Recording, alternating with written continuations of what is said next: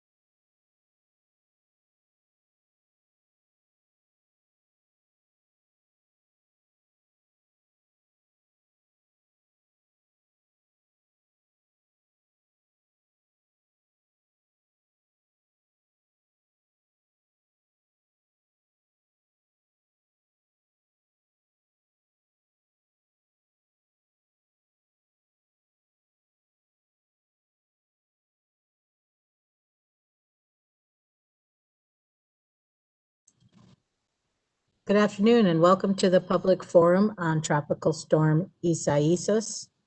The forum today is being held before Commissioner Berman and Rory Lantzman, who is Special Counsel for Ratepayer Protection. Before we go any further, I'd like to ask our court reporter, Mr. Hubbard, are we ready to go on the record? I am ready to go on the record. Thank you very much. Mr. Lantzman? Thank you. Good afternoon, and welcome to this forum regarding potential damages and harm suffered by ratepayers, if any, as a result of Orange and Rocklin Utilities' performance in response to Tropical Storm Isaias. I'm Rory Lantzman, the statewide Special Counsel for Ratepayer Protection, and I will be conducting this forum.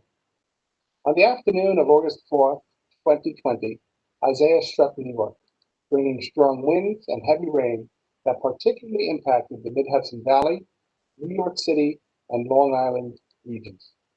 Isaias caused extensive damage to electric distribution infrastructure that in turn led to lengthy outages for a substantial number of New York utility customers. Peak outages in New York State due to Isaias reached approximately 1 million customers, and roughly 1.5 million New York customers experienced power outages during this event. On August 5th, 2020, Governor Andrew M. Cuomo directed the Department of Public Service to investigate the electric service provider's performance in response to Isaias, including of Central Hudson, Con Edison, Orange and Rocklin Utilities, and PSEG Long Island. As a result of that investigation, the Public Service Commission ordered Central Hudson, Con Edison, and Orange and Rocklin to show cause why they should not be penalized and sanctioned for allegedly violating various obligations to ratepayers, including, among other things, allegedly failing to properly track Isaias and secure adequate staffing to properly restore power, properly communicating with and receiving complaints from the public, and properly ensuring the safety of life support equipment customers. Separately, the department urged the Long Island Power Authority to similarly take appropriate action in connection with PSEG Long Island's alleged failures to properly prepare for and respond to Isaias. And recently, LIPA filed a $70 million lawsuit doing just that. Accordingly, we seek comments on the following questions. How were you affected by the outages, including but not limited to concrete and measurable economic and material impacts, and physical, emotional, or social impacts? Did you receive timely, accurate, and adequate information from your utility company about what was happening before, during, and after the service outages? Did you attempt contacting your utility for information or assistance immediately before, during, or after the outages? And did you get the response you were requesting? Comments at this forum will be part of the official record and may be utilized by the special counsel as part of direct testimony admitted into the record in the above referenced proceeding. Before we begin to hear from the public, we have been joined by Commissioner Diane Berman, and I'd like to invite her to say a few words if she chooses. Commissioner Berman? Thank you so much, Special Counsel Landsman. Yes, my name is Diane Berman. I'm a commissioner on the New York State Public Service Commission. I've been on the commission since 2013. I find it very valuable to be on as many public statement hearings as I can. This is a virtual one, and I am carefully listening as my role is one of a listener tonight. Thank you so much for being with us, and I look forward to your comments. Thank you. Thank you, Commissioner Berman. Erin, are we ready to begin? Yes, we are. Okay. Our first person offering a public comment is County Executive Steve Newhouse from Orange County. Mr. Newhouse, are you available?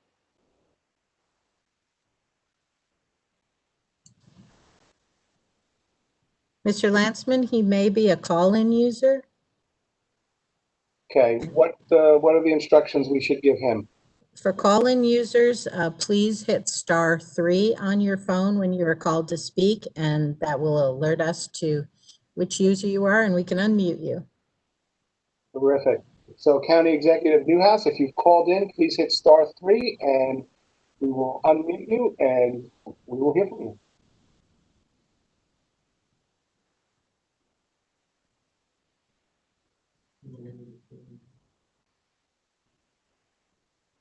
Mr. Landsman, I do not see a raised hand. Okay. All right, let's go on to our next person who registered to speak, and we'll come back to Mr. Newhouse if he joins us. The next person is Assembly Member Ken Zabrowski. Ken, are you there? I'm here. All right, welcome. It's good to hear your voice again. All right, I'm here. I don't know if you can hear me and see me, but I am live remotely, I guess, as we are live these days. Good to see you, Mr. Landsman, my former colleague, and to the other panelists. I appreciate this opportunity today. To sum up, my constituents are frustrated in Rockland. Storm after storm, multiple day outages, a lack of information, frustration, I think is commonplace probably throughout the state, but particularly here in Rockland County, dealing with Orange and Rockland. We've certainly tried to work with them in a variety of ways.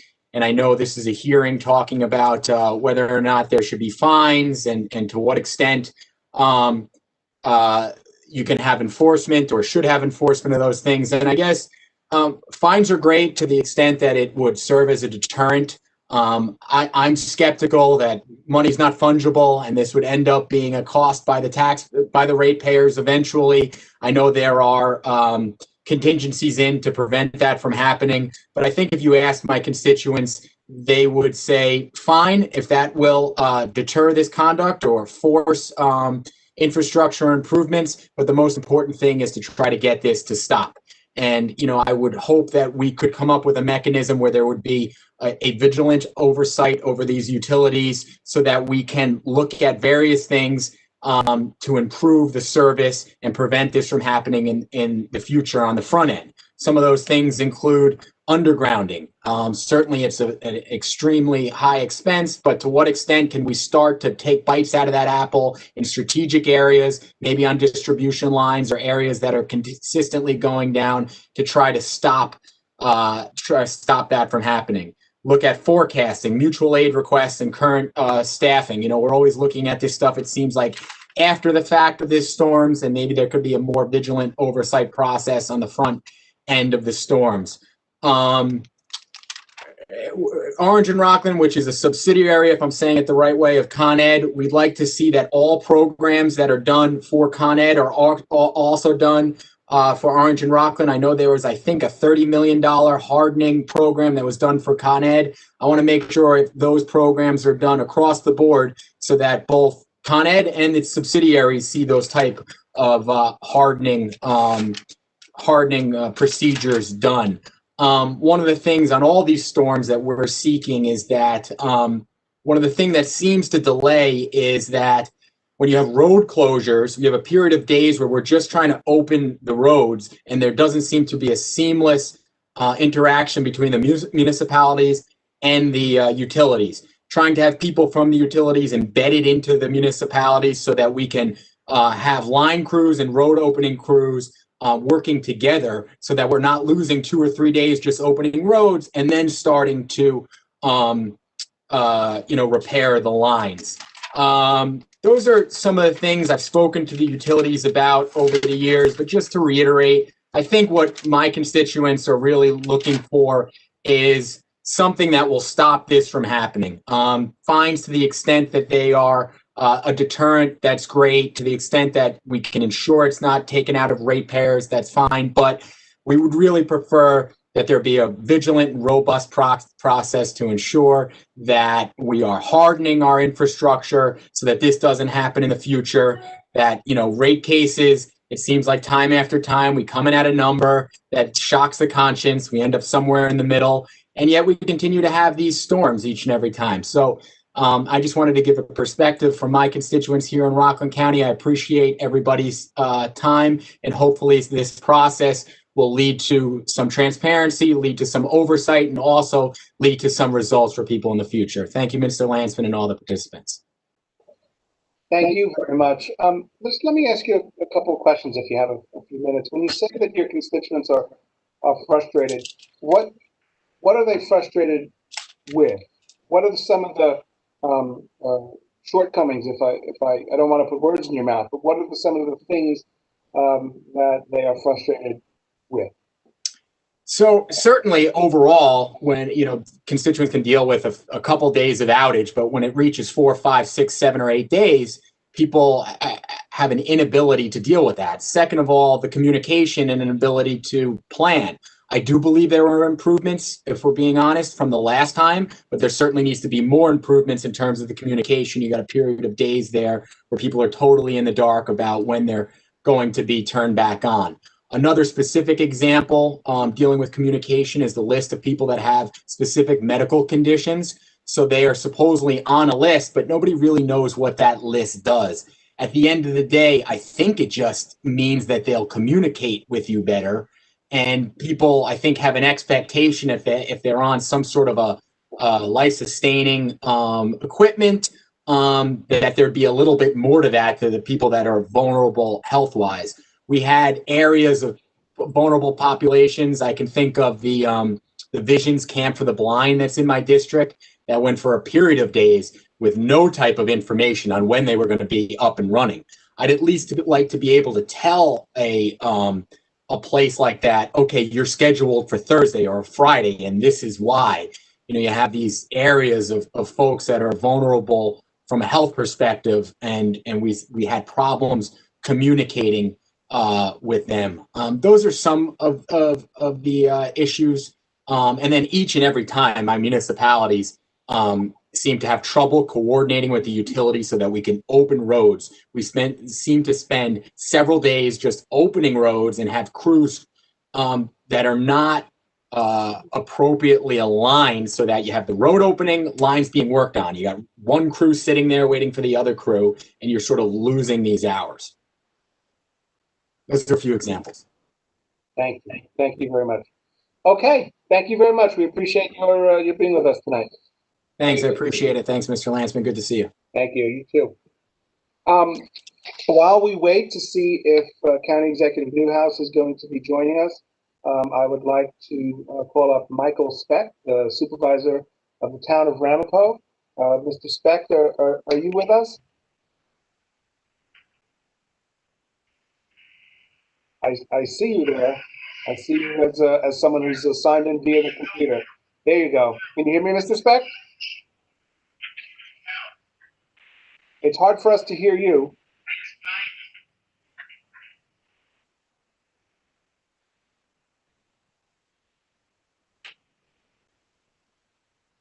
Mr. Speck? I'm sorry, this is Michael Speck. Were you waiting for me? We are, but I apologize. I'm sorry. No, you're on time. Thank you. Welcome. If you would like, it's entirely up to you. You're welcome to join us by video, so everyone can see you. But if not, that's okay too. Yeah, no, I will do that. Thank you. If I can figure out how to. It's working. Okay. Good afternoon. Thank you for giving me this opportunity to speak. My name is Michael Speck. I'm the supervisor of the town of Ramapo in Rocklin County. We are the largest town in Rocklin County with over 150,000 residents. And I strongly feel that the response of Orange and Rocklin during the tropical storm Isaias was completely dissatisfactory. I think some of my fellow supervisors will be speaking as well today. I will keep my comments brief, but I'd like to focus on the issue of communication. There was another lack of communication to my office and to my town's residents that I believe was not just unsatisfactory, but was almost disrespectful. We had numerous residents reach out to me during the storm that they couldn't get an answer from ONR, particularly people that had very specific concerns. We had a number of people who had medical issues that had life support equipment, oxygen tanks that needed to be recharged in their homes, and they had difficulty getting through. They would call my office, and while I was usually able to get through to a representative of ONR, I would ask that these people would be placed on a priority list. I was told they would be prioritized, only to find out that that was meaningless, that people on a priority list were not given any speedier restoration or any speedier attention based upon any urgent need that they have. Another problem that was related, we had a number of residents, several dozen homes in one particular part of the town where the people rely upon wells that have electric pumps for their drinking water, all their household water. And from day one, I would continuously ask ONR to prioritize restoring power in these neighborhoods as these people were running out of or had no fresh water, and it was becoming a crisis. And again, while I was told that they'd be placed on a priority, it turned out that was meaningless. And while I certainly understand that restoration cannot happen instantly, and that there has to be a system in place, a priority in place, The biggest problem was a lack of communication. We weren't told how this was being addressed. We weren't told when to expect restoration, or even when to expect crews to be directed to these particular problem sites. And it became very difficult to have to explain this to my constituents, why we were not getting a response from ONR, or why the information I was being given turned out not to be accurate. Our residents became very frustrated and directed their frustrations, I think, to all of the elected officials within the town and the county. And we felt very powerless, no pun intended, to be able to get a response from ONR. And we have to be accountable to our citizens and our residents. And we feel there was a complete lack of accountability by ONR to us as elected officials and to our residents who pay the rates. So I would ask that you take that into account. And each time in the past, we were given promises by ONR that things would improve, systems would improve, communication would improve. But it turned out all those were promises. We saw no improvements. We expect we will be given the same promises again, but we need to see some actual change in results. And again, I thank you for your time and for conducting these hearings. Thank you very much. And I appreciate your relaying to us the concerns and the impact upon your constituents. Let me ask you, if I can, as the town supervisor, you have the responsibility for running, managing the town, its operations, which I'm sure is particularly busy and stressful during a storm like Isaias. Anything you can tell us about the utilities' response or performance in terms of your ability to do your job in allocating resources and managing the town's response to the storm?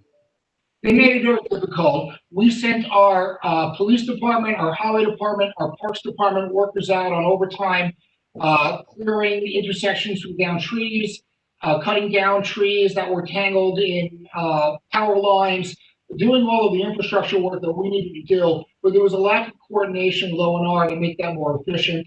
That was a big problem. We had to distribute bottled water to residents who were without water. We had to basically provide all the communication to them. I gave my personal cell phone number out to a number of residents so they can call me anytime, day or night, which they did. And unfortunately, it was very frustrating to have to receive a call about an emergency, call ONR, not get a response, or get a response saying, no, there's nothing we're going to do about it, and then have to call the resident back and let them know that. I think I and the other elected officials will be able to tell you that while we did what we could and we were honest with our residents as to our limits of what we could do, we didn't feel we were getting the same courtesy from ONR.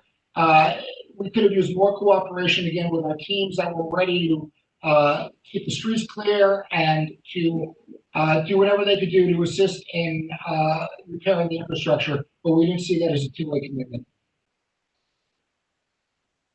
Terrific. Thank you very much, Mr. Spreck. We really appreciate you taking the time to talk with us this afternoon. Thank you. Thank you. So next, I think we're going to call on Brendan Casey from Orange County. And I don't know if, or Brandon Casey, excuse me, and I don't know, or Brendan Casey, you'll let us know. I have it both ways. And I don't know if you're representing the county or if you have the county executive with us, but if you're available, you're up and welcome.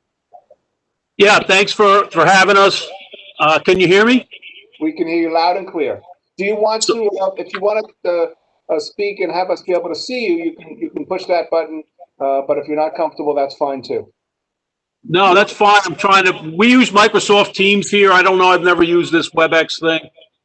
Yeah, I got to tell you, I'm not a huge WebEx fan myself, but it is what it is. Let me see. Camera. There you go. Is that on? No. We can hear you, but we can't see you. I think you. It's a shame because I have a magnificent beard I've been working on. It's funny. My wife always reminds me I have a face made for radio, so I guess we should skip. But that's okay. We've got you, so let's hear what you've got to say. Yeah, anyway, so I'm the Commissioner of Emergency Services here in Orange County. Steve is on his way, should be here at some point. But I can give you a little background on me. I was 30 years with the state police. I came over here as the commissioner in 2016. I've been dealing with weather-related emergencies my entire adult life. So, and in Orange County, we have 3 separate power providers: Orange and Rocklin, Central Hudson, and NYSEG. So we have very good relationships with all 3 of them. We've been through some pretty damaging storms with all 3 of them. And I can tell you our experience, at least from the county level, is that they implant people into our EOC. We have direct communications with the power companies throughout every single event. We saw this we had tornadoes come through the Newburgh area last year. It took out the entire city of Newburgh, the medical facility over there, St. Luke's Hospital. And, you know, it was critical for us to get that up. But when you deal with the power companies over a period of years, you start to understand how their networks and grids work and why they can't get your neighbor's house up without getting up the substation, which is 10 miles away. So we field the same type of questions that the other speakers have talked about, where we have certain people who they're either on a priority list or believe they should be on a priority list, and they want to know why their power is not back up. And we communicate that with Orange and Rocklin. They're receptive to our suggestions, and they have, from our experience, been able to work towards some of our priority targets, having in mind that you can't just go to the end of the circuit and bring that place up. It's got to work through the entire circuit. So our experience with them has been pretty good. They're members of the community. They want to get the system back up. They communicate with us at a county level. You know, we have a lot of municipalities in Orange County. It's probably difficult for them to communicate with each municipality, but they do a good job with communicating with us and letting us know what they can and what they can't do. I will agree with some of the other speakers that I've suggested it to them on numerous occasions to work in a task force concept where they combine some utility companies with road crews from municipal DOTs or DPWs, where they can work the problem together and kind of move along. Another problem we've seen is there are a lot of times where trees are down and there's a wire in the tree, and that's an automatic stop all work for DPW. Now that wire could be a phone line, it could be cable television, they don't know. So one of our suggestions was that they somehow designate some people that could at least go out there, put an eyeball on something, tell the road crews it's nothing, it's cable television, get in there, cut away. That would help speed things up. It also would help the communications between the municipal road crews when they have to mark certain houses that are, you know, repowered or down. They have to communicate back and forth. And if they were to work in that task force concept, I think that would be something that would be useful. But, you know, it's a difficult thing to hang, you know, all this, it's all your fault type of thing on the power companies when the weather, even this last snowstorm, I mean, I think we were supposed to get 2 feet and Binghamton wasn't supposed to get anything. And we got 1 foot and Binghamton got 3 feet. So weather is never perfect forecasting. The only thing we can do is bring the people into our EOC. We work through the problem together. And like I said, we don't have any real complaints about the power companies. We have disagreements sometimes during the event, and they've been receptive to our concerns. We hold a municipal phone call during these events with all of our mayors and supervisors, and we speak to them and let them know this is what's going on. We have representatives here in the EOC.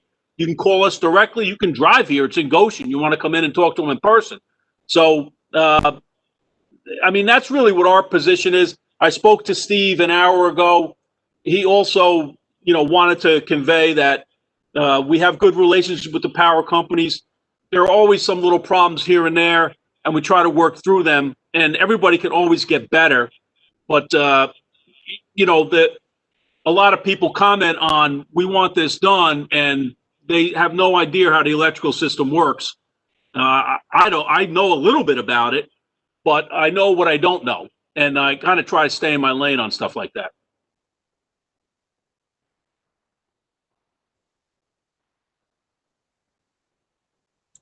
All right. Is there anything you can tell us? Because you mentioned prioritizing people.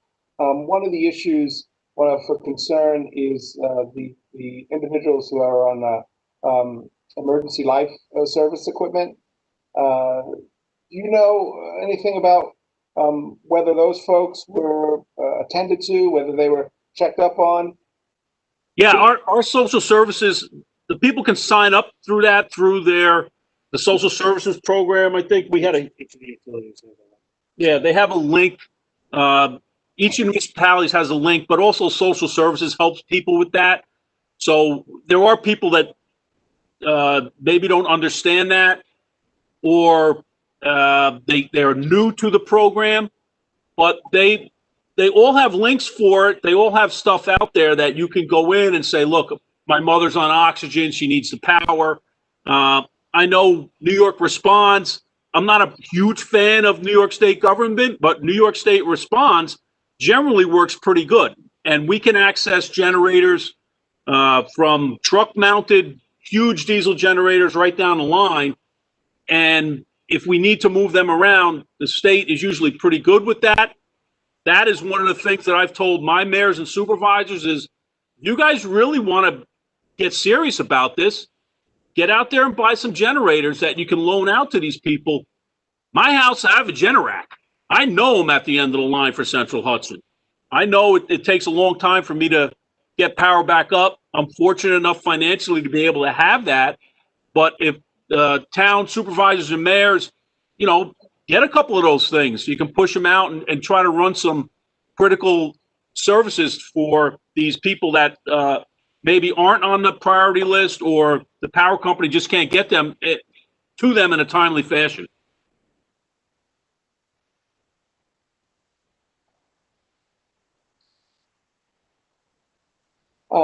Thank you very much. If the county executive joins you or wants to join the call at some point, do me a favor, just if you're still on, just use the raise hand function, and we will bring him in next.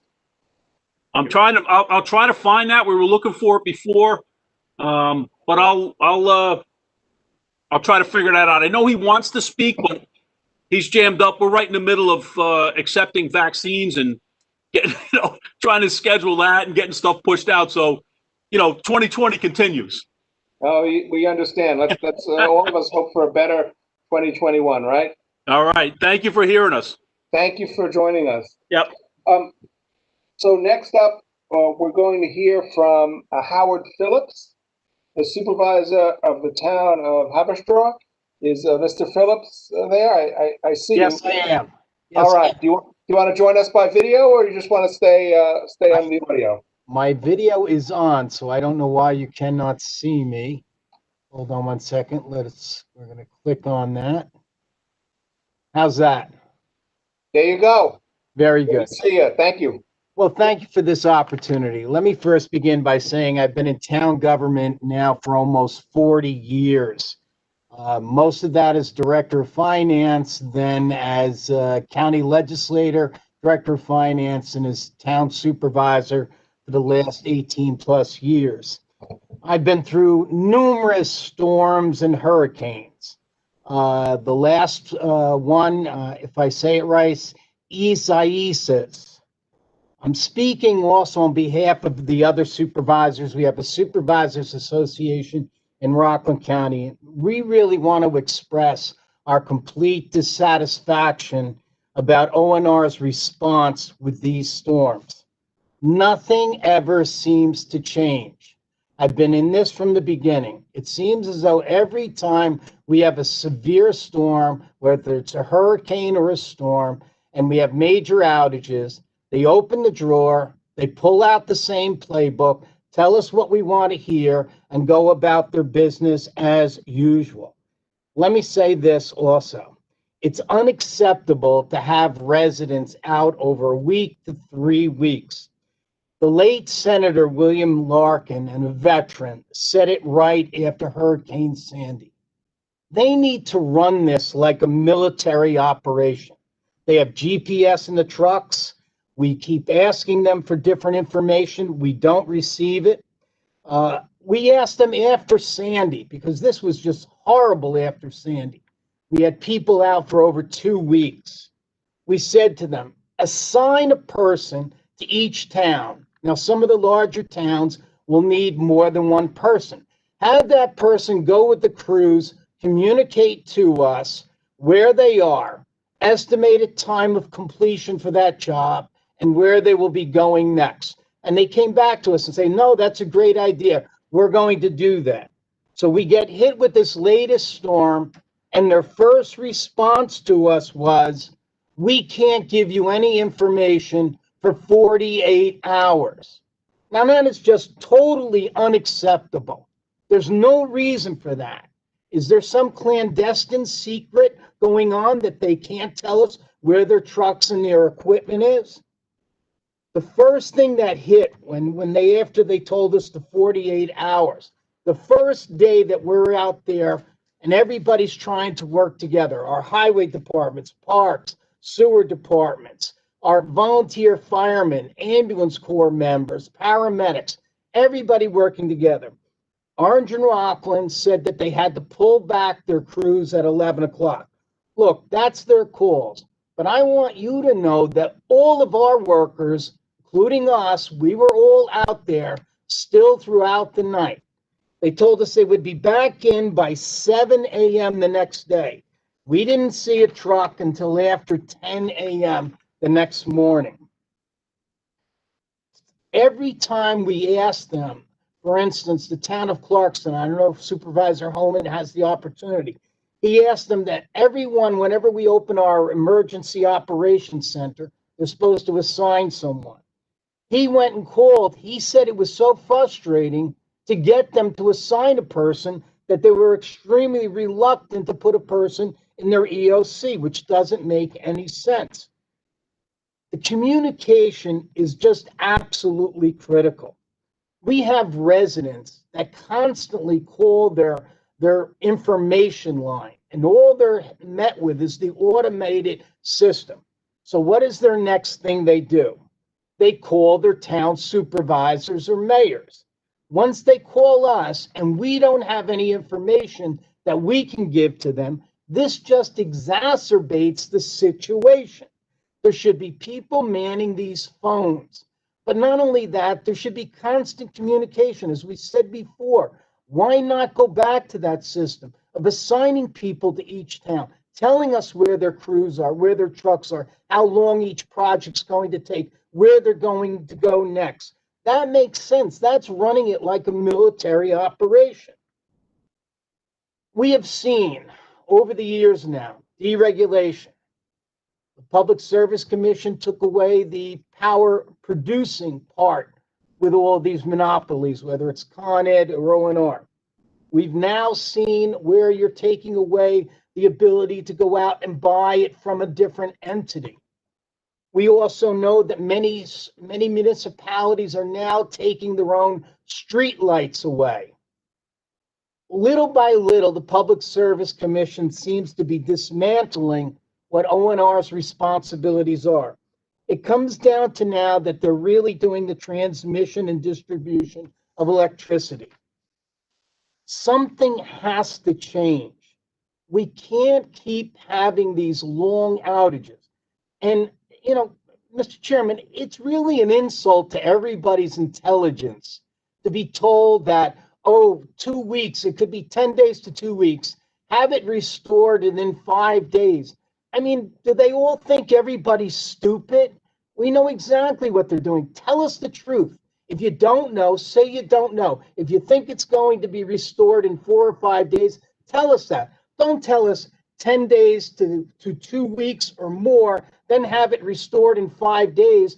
Then people go out and make other arrangements. They leave the state, they go to some relative's house, they go rent a hotel room. We hear this constantly from our residents. Give us the truth. Let us know what's going on. I'm hoping, just to get back to that 11 o'clock when they pulled the crews back, there's been a lot of things said behind the scenes. We're hoping that it wasn't that they just didn't want to pay the overtime. I have no way of proving that. I don't know if your commission has a way of proving it, but I hope it wasn't that. But as I said, everybody else was out there working together. I think you asked a great question of Supervisor Speck. How can the municipalities help? We're ready to help. We have all the crews ready to work wherever we can help with them. We get very little information from them as to how we can assist them. Again, it just seems as though they want to contain everything with their own corporation and their own workers. Let us help. Let us do things. I want to say this as well. All of us as supervisors, and I'm sure you're very familiar with this looking at your background, we have to run for office every 2 years. That means that we have to prove the need for our existence to our residents every single 2 years. There is no insulation between your town supervisors, your town mayors, your city mayors, and the people they represent. I think that's one of the big problems here. I think there's way too much insulation between the public and Orange and Rocklin and their representatives. I think somehow, some way, we need to break that down. We need to get back to where they're accountable to the local residents. I think that, look, everything about elected officials and government workers, whether it's state, county, town, village workers, is out there in the public. Everybody knows see-through New York. Everybody knows our salaries.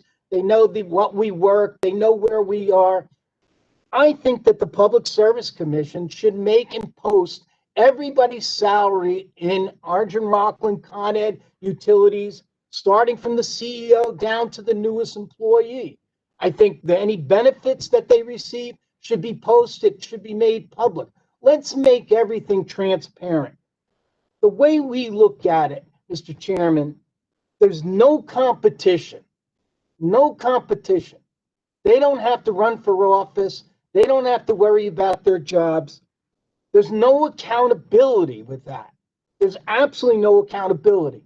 And therefore, there's no consequences because the fines that you have administered over the years has not changed the way they do business. We need to change this. This is just a recipe for a disaster. We need to have a real transparency, and we really need to have a clear discussion on how we're going to go about, because this cannot continue to happen. These 100-year storms come every other year, if not every year. We need to have a public utility company or some other means of being able to guarantee to the residents, our residents, your residents, that there is going to be a real excellent performance in their electricity and the flow of electricity. I think our residents deserve it. We pay the highest utility bills in the nation, and these carrying charges are just out of hand. Why? For what? To get on the phone and not be able to get somebody at Orange and Rocklin?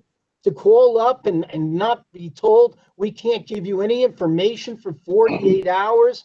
To try and say, hey, where's the guy that you were going to assign to our community? And we get no feedback. And if I hear one more time, well, the weatherman didn't forecast it that bad, that's nonsense. We have to be prepared. We know when we're going to have storms hit. You can't keep blaming the weatherman. I'm sorry. I know I'm a little excited, but I'm very upset because I'm tired of getting all the phone calls when they're not answering anything.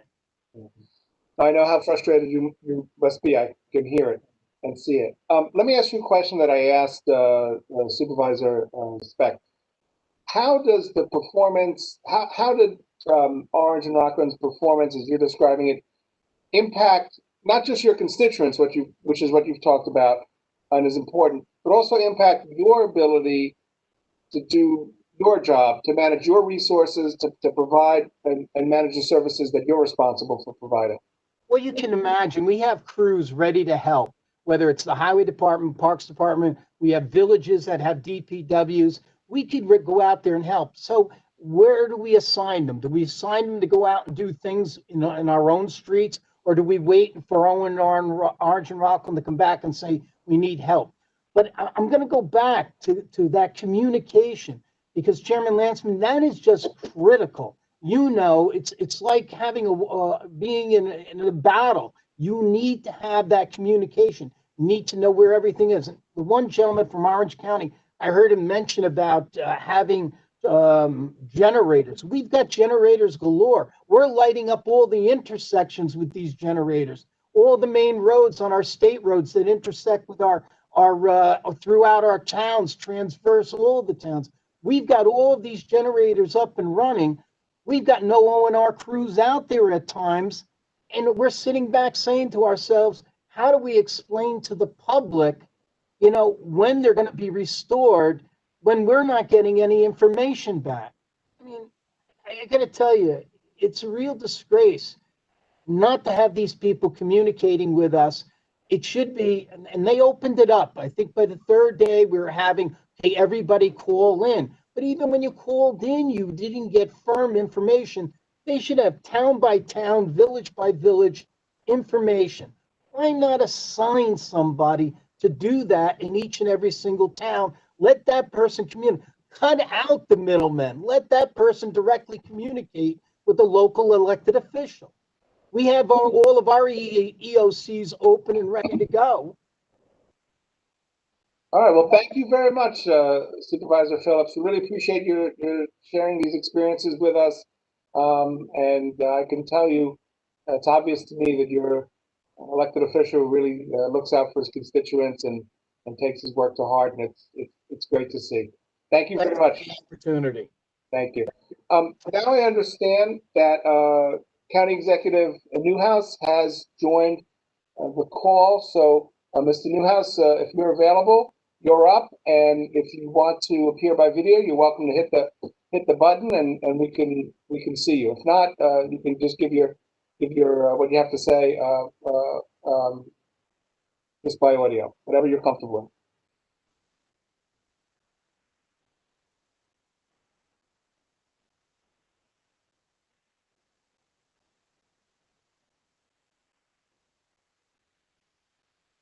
I see Mr. Newhouse in the queue. Can you hear us?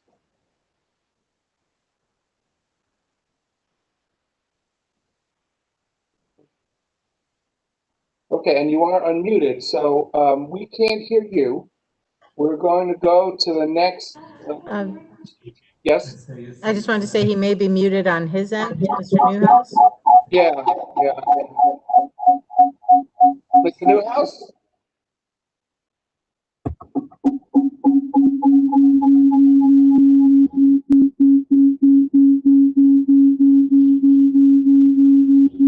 And why don't you mute Mr. Newhouse till we can figure that out, and then we'll go on to the next person.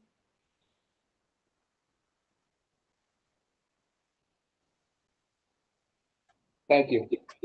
So our next speaker is Christopher Jensen from the Rocklin County Office of Fire and Emergency Service. Mr. Jensen, are you there? I'm here. Can you hear me? We can hear you. Do you want to join us by video, or you can just use the audio? I can do that too. Give me a second here. Technology is a wonderful thing. All right. Let's see here. All right. How's that?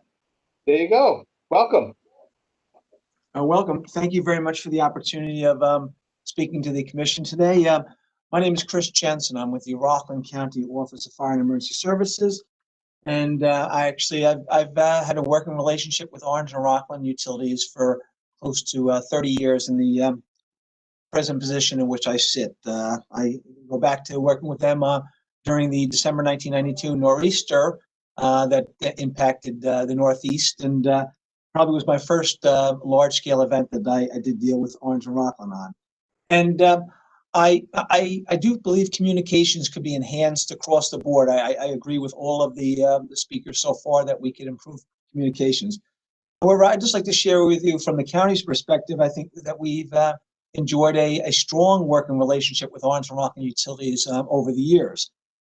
Subsequently, I think, they have improved in some aspects. I mean, after Tropical Storm, Superstorm Sandy, actually the utility did work on developing a priority restoration list, which we review with the utility twice a year. And then subsequently, we add our comments and help to identify those facilities throughout the county that would need restoration and help them to prioritize those facilities as needed here in Rocklin County. In terms of outreach from the utility, I mean, we do receive a person here during storms at the Emergency Operations Center here in Pomona. And we do have, access to their community response team members, as well as operational people 24/7 through the events. Subsequently, I mean, we do get briefed prior to events and through events. And if we do have an issue in terms of a critical facility that's out, I mean, they are receptive to our input and try to, muster resources to secure the repair. It's not a perfect system. I do believe sometimes I think that folks are not thoroughly aware of maybe the magnitude of the damage to infrastructure. I did have the opportunity during Irene and Sandy to go out with folks from the utility to look firsthand at the infrastructure damage, not only to the distribution lines, but to local distribution lines. And it's a daunting task. I'm not saying that it's unsurmountable, but I think a lot of times people aren't aware of, I think, the complexities that go into it. Communication, yes, by all means could be improved. Would I like additional briefings or additional information? Yes, but I do believe in the era of computers and conference calls and WebExes here that we are strengthening that that bond with the utilities here.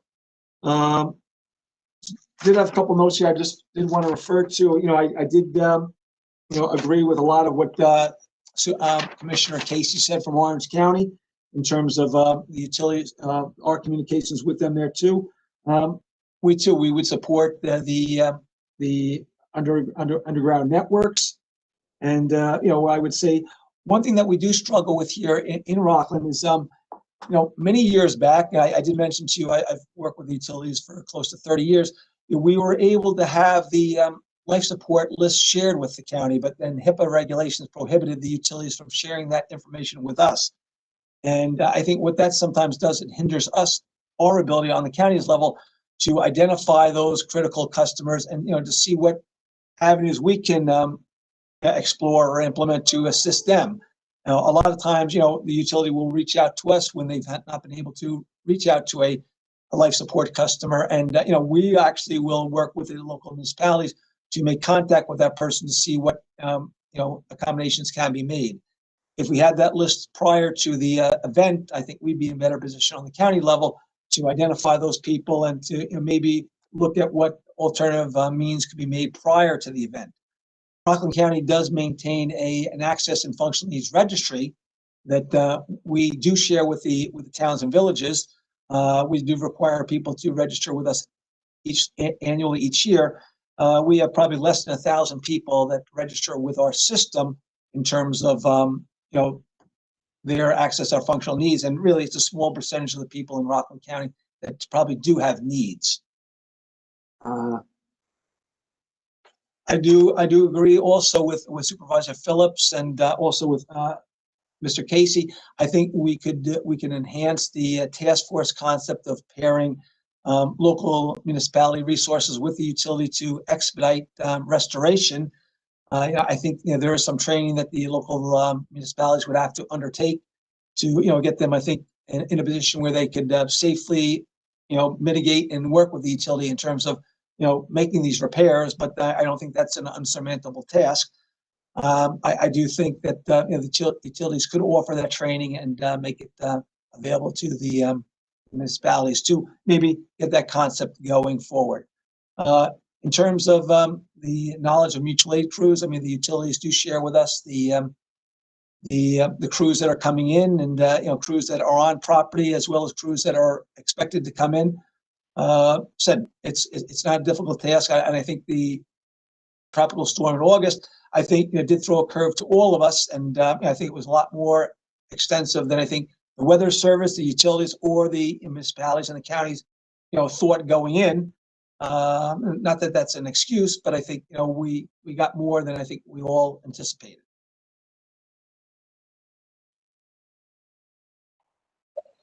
All right, well, thank you very much for sharing your experiences with us. We appreciate it very, very much.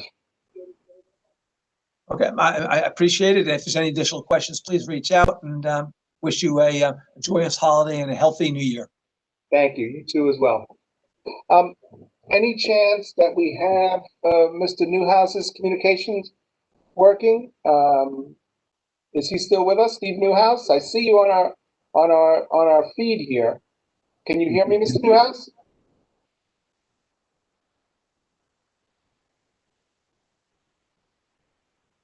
We see you. Can you? We don't see you. I see you on our list. Can you hear me, Mr. Newhouse?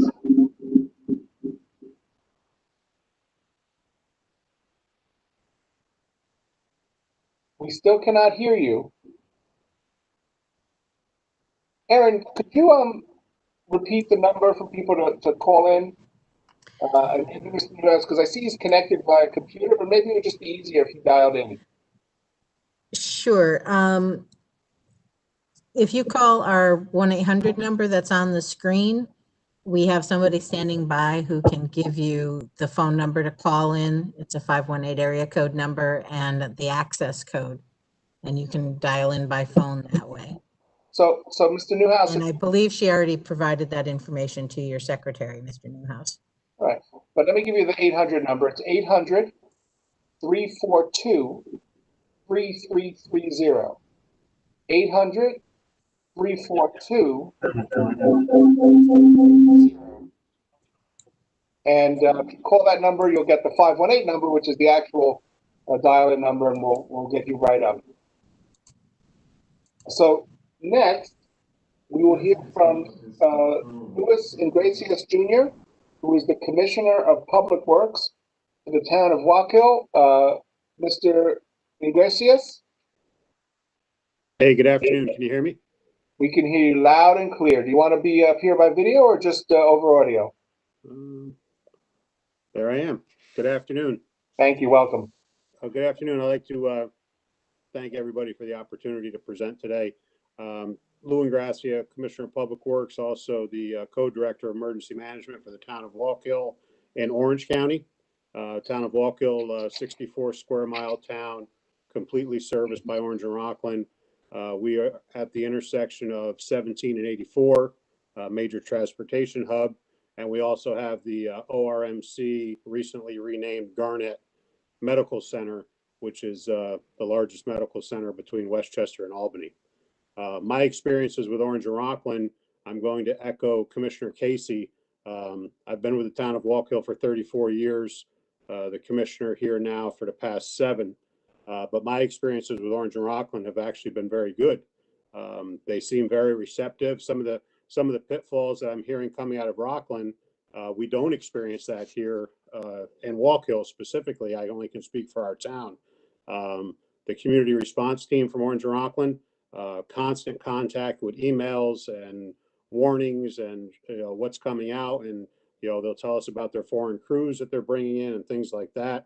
They're very accessible, from my opinion. We can email them back and forth, and we talk to them during storms. Like I said, over the past 30 years, to echo to Commissioner Casey, we've been through a lot, that's for sure. We identify our critical infrastructure list. They have that. That's paramount, of course, like I said, with the major medical corridor that we have, our water and sewer facilities, things like that. The line crews operating with our DPW crews, that's fairly common here in Waukegan. They'll assign us what we call a kind of like a bird dog, where someone with experience looking at wires and being able to troubleshoot the wires. They'll pair up with our DPW crews, and we'll go out, and at minimum we'll get roads open in a relatively quickly period of time. Orange and Rocklin has spent quite a bit of money and has concerted effort at hardening the infrastructure, specifically here in Wallkill. So like I said, fortunately for us, but I guess unfortunate for some of my counterparts that I'm hearing out of Rocklin, and Wallkill specifically, I think Orange and Rocklin is doing a good job, and I concur with Commissioner Casey, to the fact that sometimes we do have to be a little more self-sufficient. In Wallkill, we were successful with the New York Rising program coming out of Irene and Lee, where we actually took 15 major intersections in our town, and we put generator hookups and battery backups on the traffic signals. So some of the responsibility lies with the local municipality, to get out in front of things as well. But I'd just like to go on record to say that in Wallkill, our experiences with Orange and Rocklin over my tenure here for the past 34 years have been pretty positive.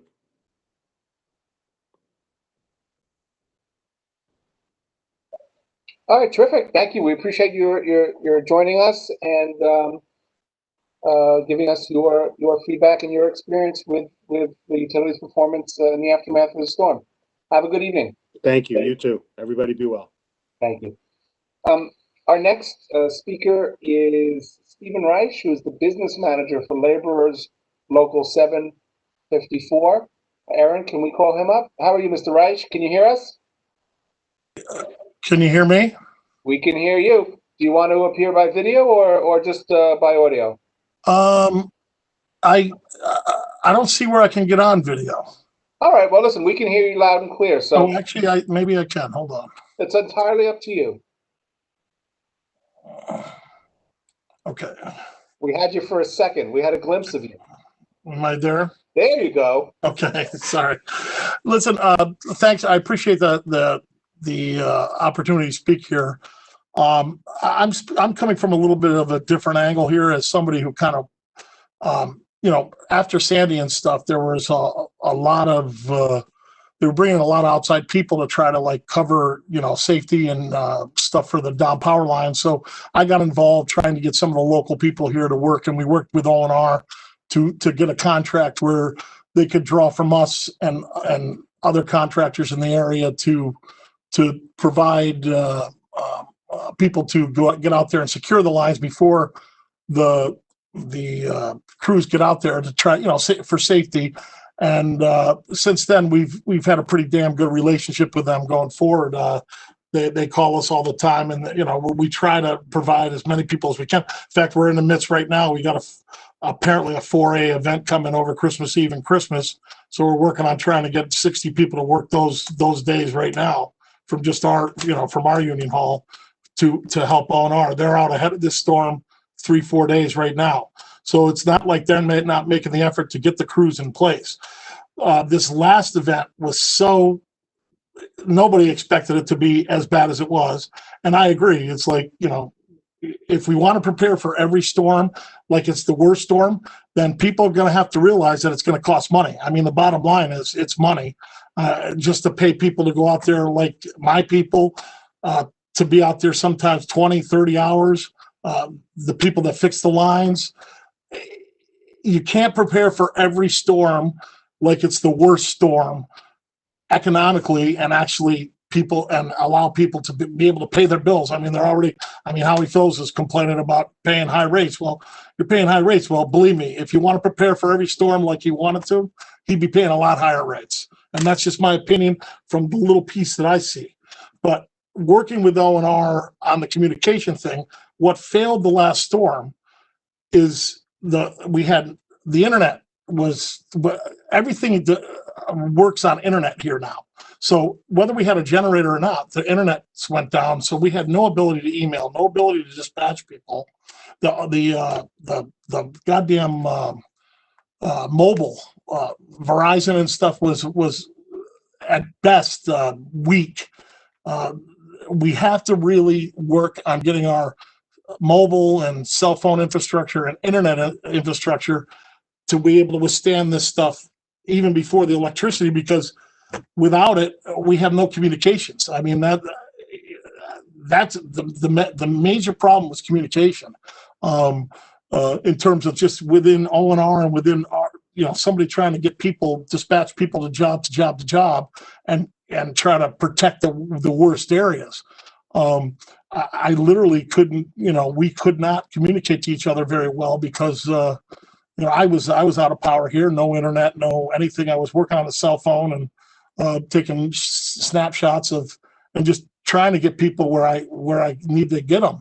Problem is, they get out to certain areas. They're even on a good day, there's no cell service out there, so no, you couldn't communicate back to the main office to tell them what's going on. So, I do agree that can be worked out. What it's going to take is a little bit going back to the old ways where you have runners and you have people that have to, they're tasked with going with these crews, and then if they can't communicate back, they got to get to an area where they have to communicate and help them. I mean, that's something on ours end, but I mean, I can see it from what we deal with.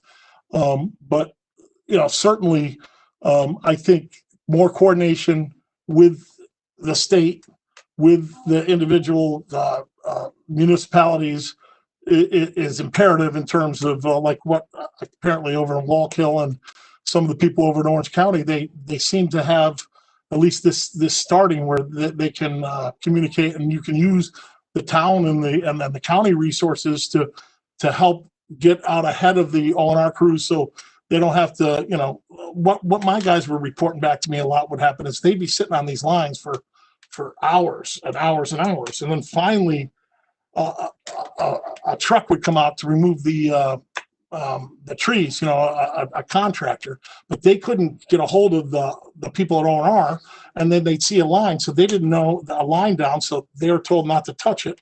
Then a line crew would come, but the tree wasn't down, so it was like there were some resources being wasted that way. So that coordination can work, and I guarantee Orange and Rocklin is working on it.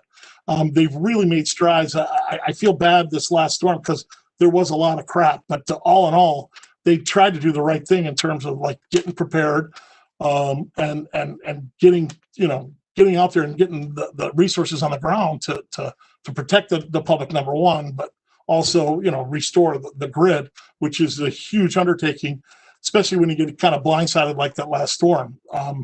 It's nobody wants to hear excuses, and I understand. Listen, when I have power off, I'm calling every 5 seconds and you get no answers. But I learned over the time, where I had a well, I got a small generator and I had a guy hook it up. So if I absolutely needed water and I was down 4, 5, 6 days, I might not have been able to afford a huge generator for my house, but I could get my well running. I mean, a little personal responsibility goes a long way as well. And as far as people with emergency services, they need to be identified, and whether they can afford it or not, we have to find a way as a society to make sure that they have some kind of a backup power for at least. And it doesn't take much to keep these small things like oxygen and equipment to keep people alive. It doesn't take much to keep that running if it's wired right and you're ready for it. So, I mean, I think if we talk about this and try to come up, we can solve some of these problems that are like blaring, and also in terms of the communication with the public officials.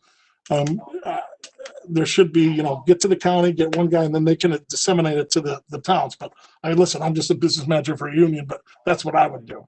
But maybe some guidance from the Public Service Commission could help with that. But other than that, I guess that's about all I got.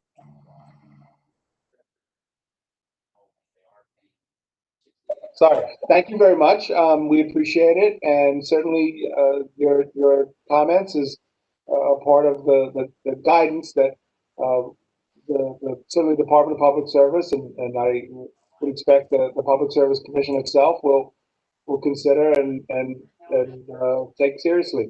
I'd love nothing better than the Public Service Commission to call on local labor organizations like us who have our members go out there. We just don't work and collect money. We have funds, we train people, we get them professionals so they can handle events like this. We have people, and that we can help the utilities. I mean, when this first started, I went to O&R. I said, my people would have went out there and not charged anybody, just for the community. I mean, that's what we do.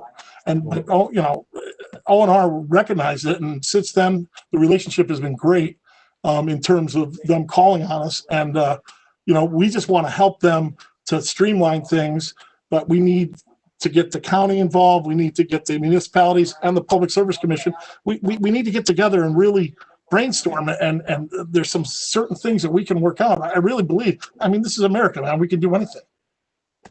Amen. Amen. On that positive and patriotic note, thank you very much for joining us this evening. We really appreciate it. My pleasure. Thank you. Next, we are to hear from is Mr. Newhouse available? Have we figured that one out yet? Mr. Newhouse, are you still with us? I see you.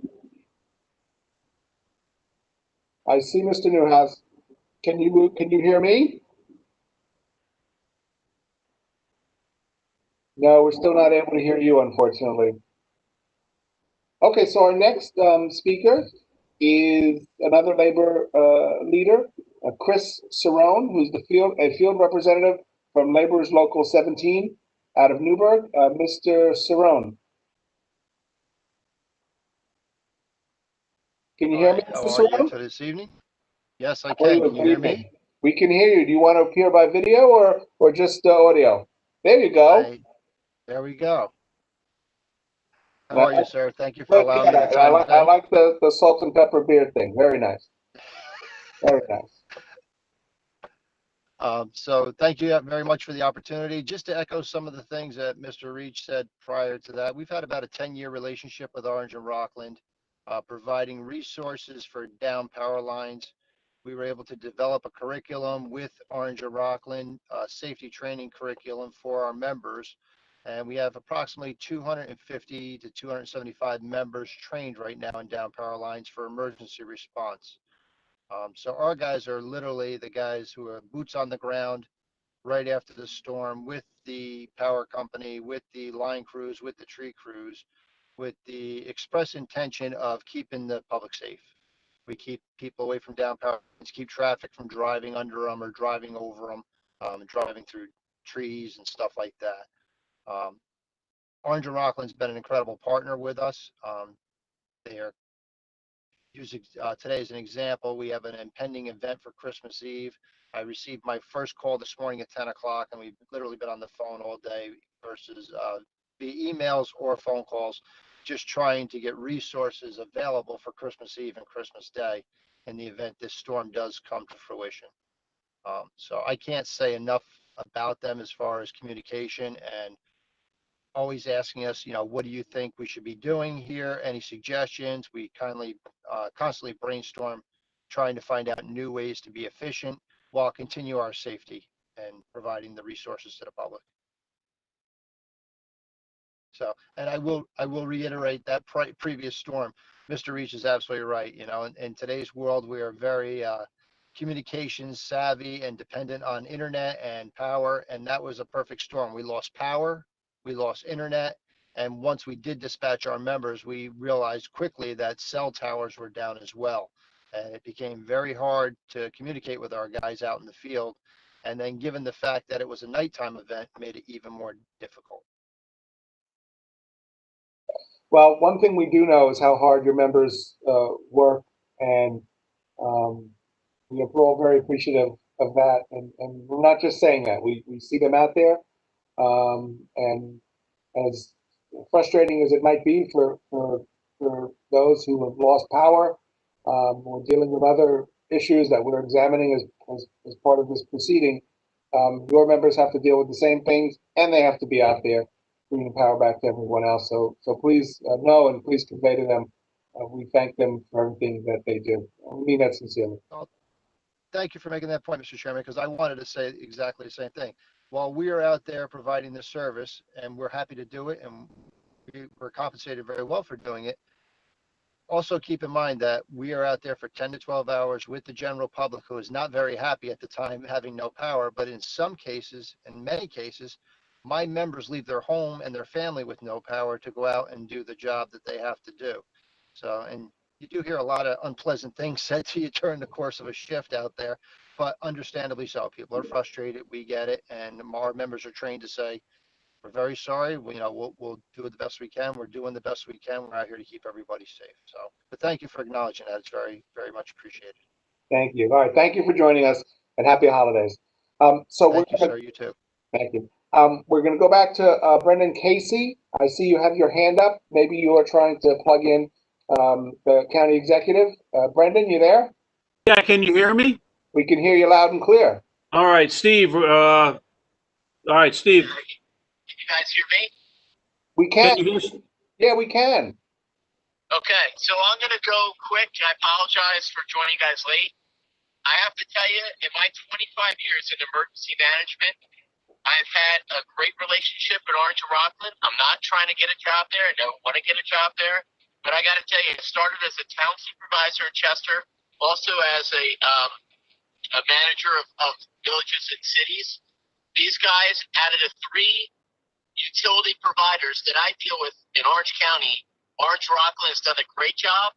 In particular, with the storm, as it relates to Orange County, they've done a great job. And I will tell you, it's the preparatory work that we have done in Orange County, in particular when I was a town supervisor in Chester, by allowing the utility to do what it needed to do to prepare for storms. That includes cutting trees back. So every municipality that I had that didn't have a good experience were ones that fought Orange and Rocklin on doing the preparatory work. As it relates to responding to the storm, I couldn't ask for a better partner. They were embedded in my 911 center, and anytime I needed them to do something, look, I get it. You can't get everything done in one day, and everybody that's calling you for support can't get an answer or can't get power restored immediately. But I have to tell you, I've been around the state. I've been called to active duty in the military in the state to help other places that have been affected by disasters. These guys do a great job. And as it relates to the storm, I got to tell you, they did a phenomenal job. Again, maybe not the same experience in other places, but the relationship that we have is great. And I think it's because we worked before the storm, during the storm, and after the storm to continuing to sharpen that spear. If you guys have any questions, I'll answer, but that's pretty much my thoughts on the matter. Well, thank you. I appreciate your taking time out of your schedule. I know how busy you must be, particularly with a potential event coming in the next couple of days. Sorry of the technical difficulties in getting you on, but I'm grateful that you persisted, and we're glad to hear your comments and your experiences during and after Tropical Storm Isaias. No problem at all. No problem at all. We're all in this together, and appreciate the opportunity to be on with you guys tonight. Thank you. All right, thank you. All right, next we have is John Mcdowell, president of the Rocklin Farm Alliance, with us.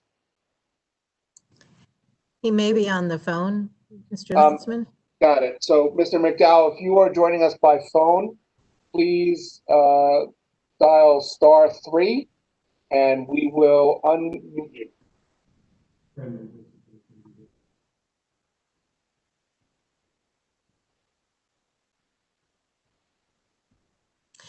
I do not see anyone, Mr. Landsman. And also, Mr. Casey, can you please take your hand down?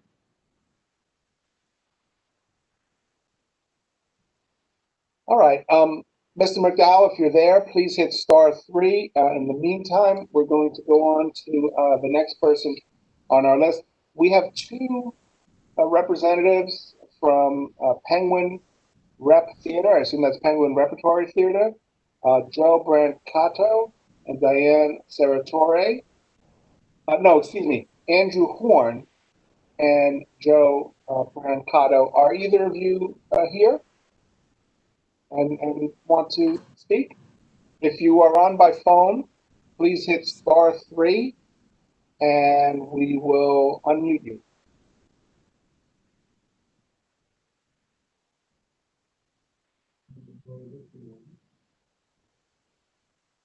I do not see a raised hand, Mr. Landsman. Okay. All right. So again, John McDowell, Andrew Horn, Joe Brancato, if you're on the call, if you've come on the call, please hit *3 and we will bring you into the forum. In the meantime, we're going to move on to Diane Serratore, who is the CEO of People to People. Ms. Serratore, are you there? Yes, I am. All right, welcome. If you want to join us by video, you're welcome to hit the button. And if not, we hear you loud and clear. Okay, I'm starting video. Hi, how are you? Good, there you go. Woohoo!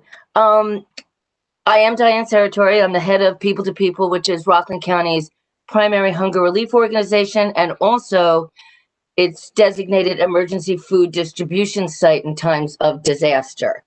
Personally, I have been incredibly blessed. I have never really lost power. I don't put that up on Facebook because people get angry, but more importantly, People to People has been able to function in the aftermath of storms, including Hurricane Sandy, which is vitally important because not only do we provide monthly food packages to about 5,000 people every month, during emergencies, we're the site where people come for water, meals ready to eat, etc. Chris Jensen was on the call a little bit earlier. He and I are both members of the Rocklin County VOAD, which is the Volunteer Organizations Active in Disaster. And I think some of the things that he talked about were in place, particularly with everyone being at Command Central during times of disaster. And maybe they need to look at reinvigorating that to give Orange and Rocklin an opportunity to more fully participate. I have to say, as many of the others on this call have, I have had nothing but outstanding relationships with Orange and Rocklin. Again, I come from this from a very different perspective. I'm not an elected official. I don't have people calling me day and night complaining about things and demanding action, but I do have a responsibility to make sure that the most vulnerable among us get what they need during emergencies. And I've been at People to People for 12 years, and we have never had a problem with service. I think communication is always tricky for everybody, and something that's also been mentioned on the call is, I was working remotely because of this whole COVID thing, which has made things even more difficult for so many. So I had power, but I had no phone and I had no internet. And because we're relying on all of that so much, it makes things a little difficult. So I don't know how we can personally address that, but maybe our plans moving forward need to take that into account. Like what's the backup to the backup plan?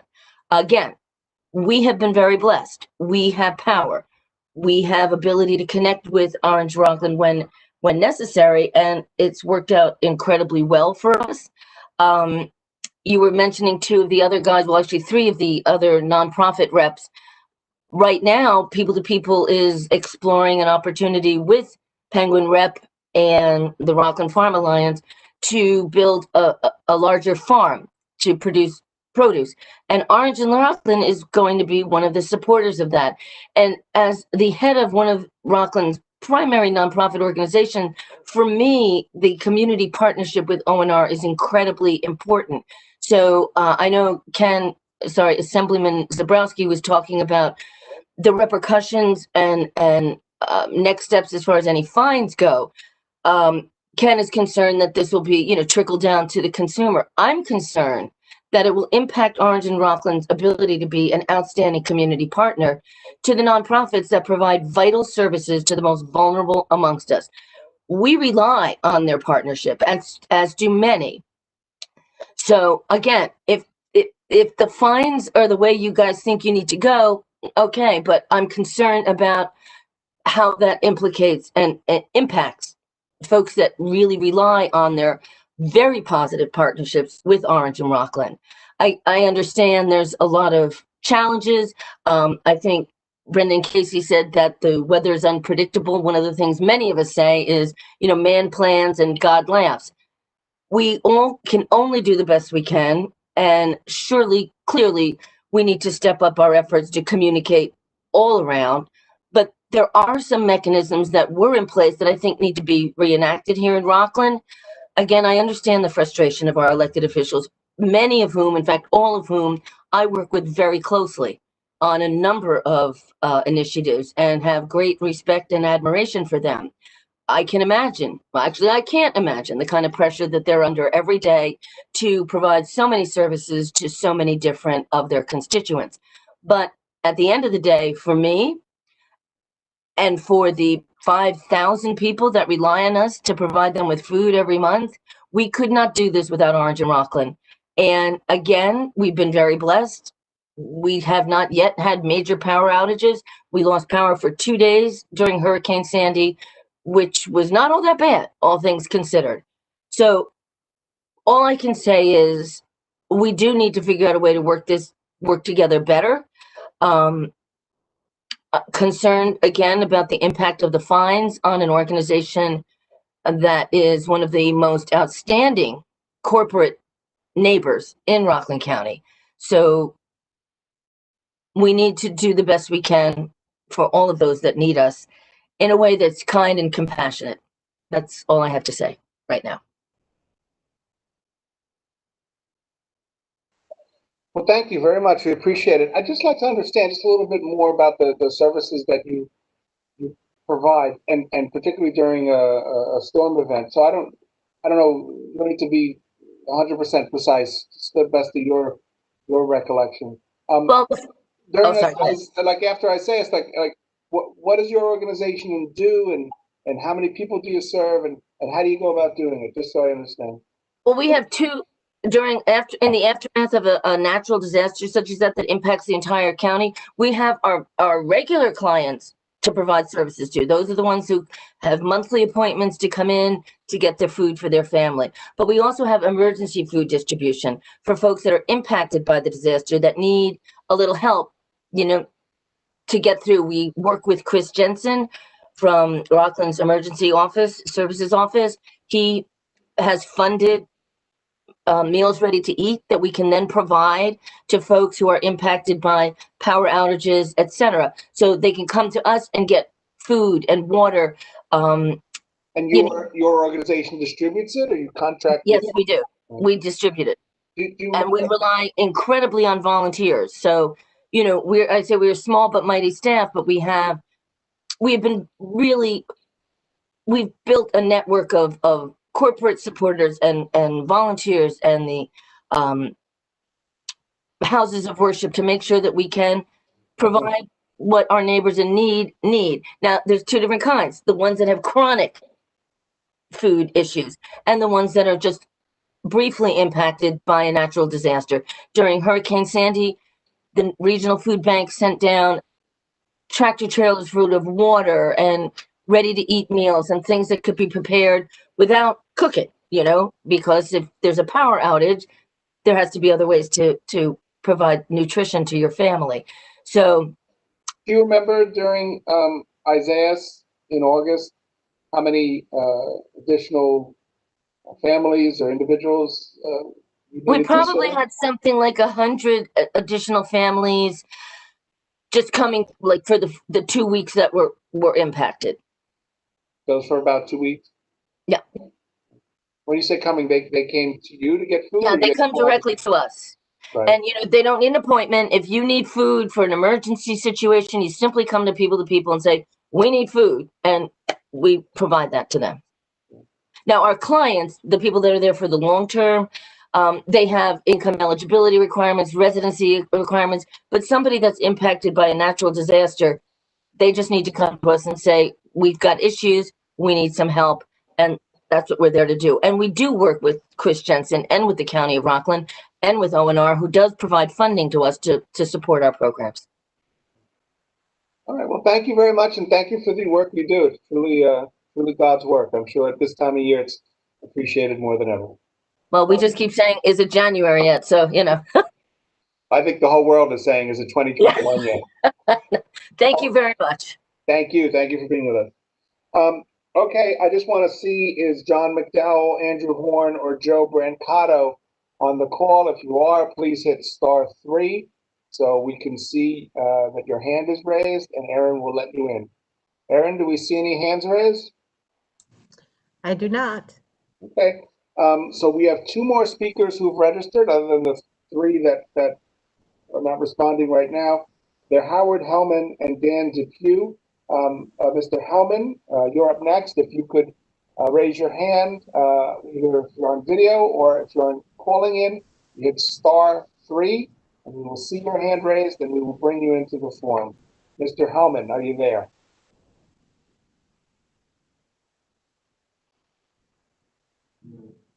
Aaron, do we see anyone? I do not. All right. And what about Dan Depew? Mr. Depew, if you're there by calling in by phone, please hit *3. And if you're on the computer, there you go. I see you. Can you hear me, Mr. Depew? Yes, I can. How are you, Roy? Terrific, terrific. Welcome. If you want to appear by video, just hit the button and you can. And if not, we can hear you.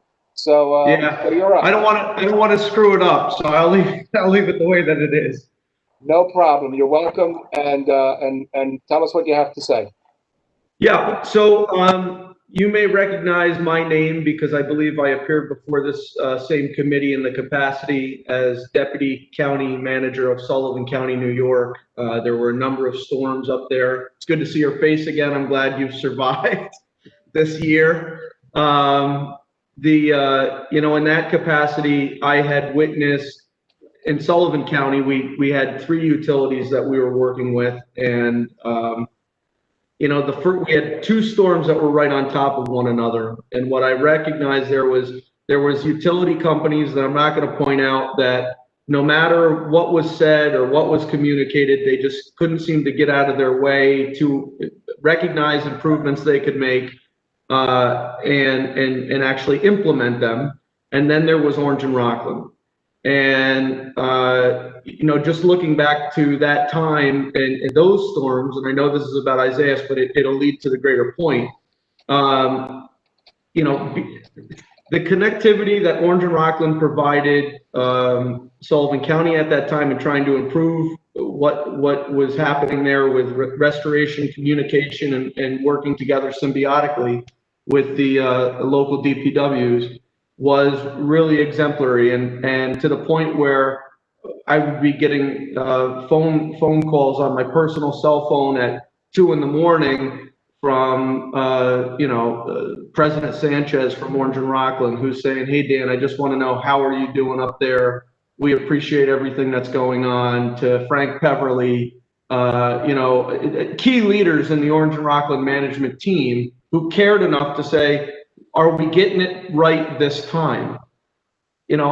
Everyone in any organization can make a mistake, but it's what you do about it. It's not how you fall, it's how you get up. And from what I saw from them, they recognize pretty early on when they do make mistakes, and then they make it a personal mission to correct them.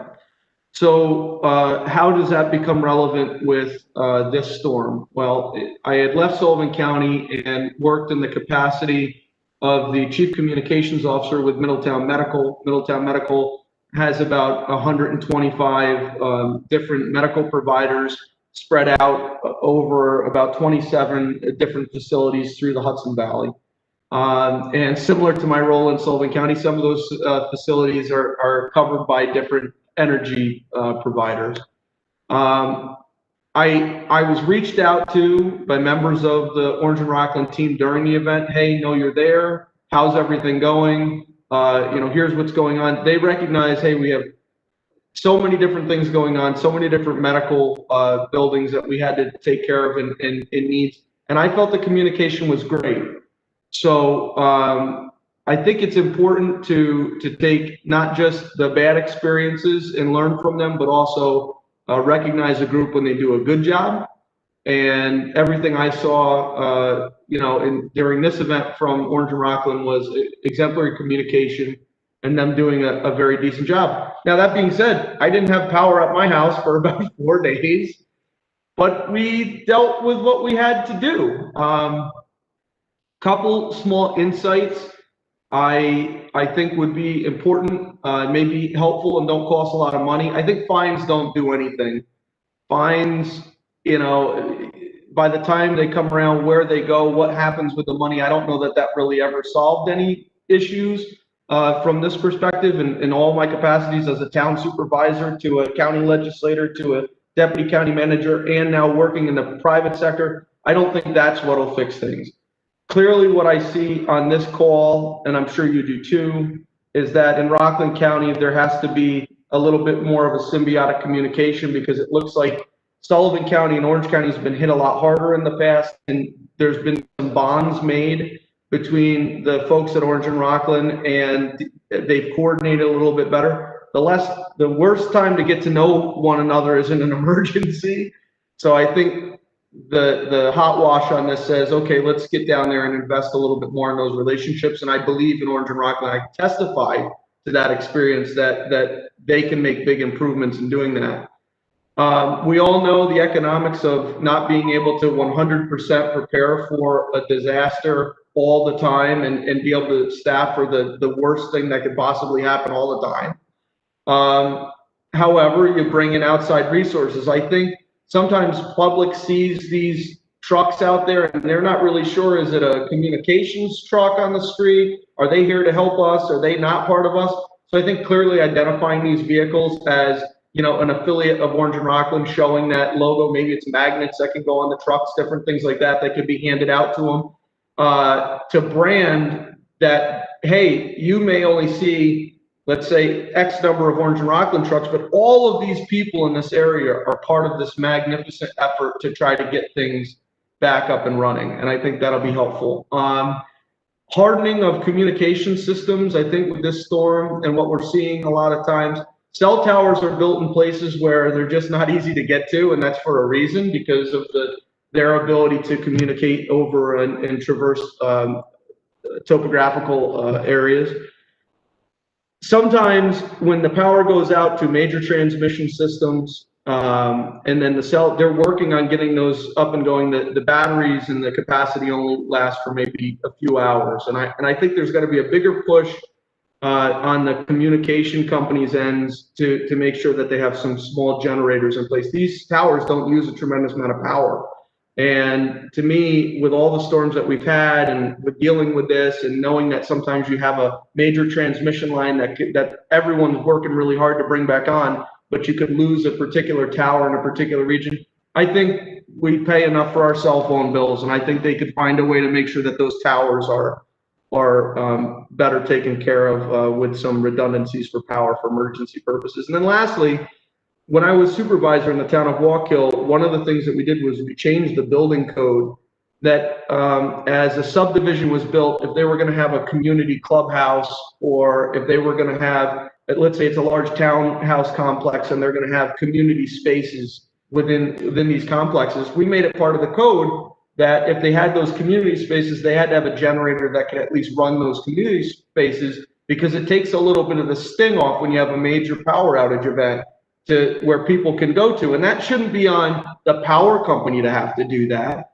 The developer and the builder can do that during their planning processes. So I just think it'd be a great recommendation from the Public Service Commission to be able to recommend that, hey, you know, as you're building, let's build smart, and here's some recommendations that have worked. It certainly has worked in Walk Hill. And you heard from Lou and Gracia today that even though power was out, it wasn't the worst thing in the world. They were able to work through it. So I think all these little things add up to success. So I wish everyone a very, very happy holiday. That includes the members of the Public Service Commission. That includes the folks at Orange and Rocklin and all the people who are working. And that also includes my fellow former colleagues in public service.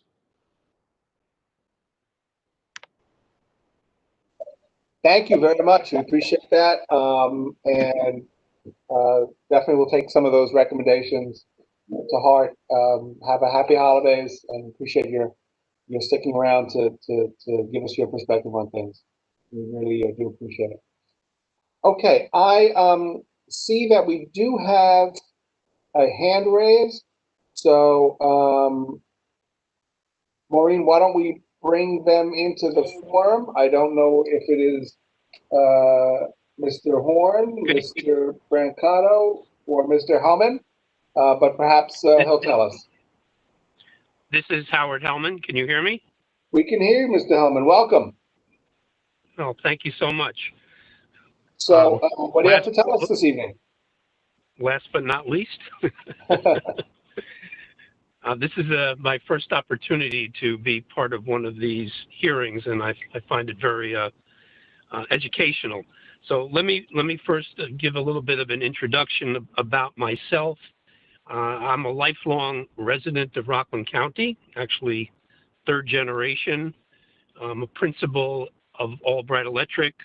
Albright Electric has probably served Orange and Rockland in various capacities, from everything from working inside their facilities to doing secondary line work during storms, damage assessment during storms, and wire guarding during storms. I also am principal in a real estate management company. Our company manages almost 3,000 properties in Rocklin County with total occupancy of close to 8,000 people.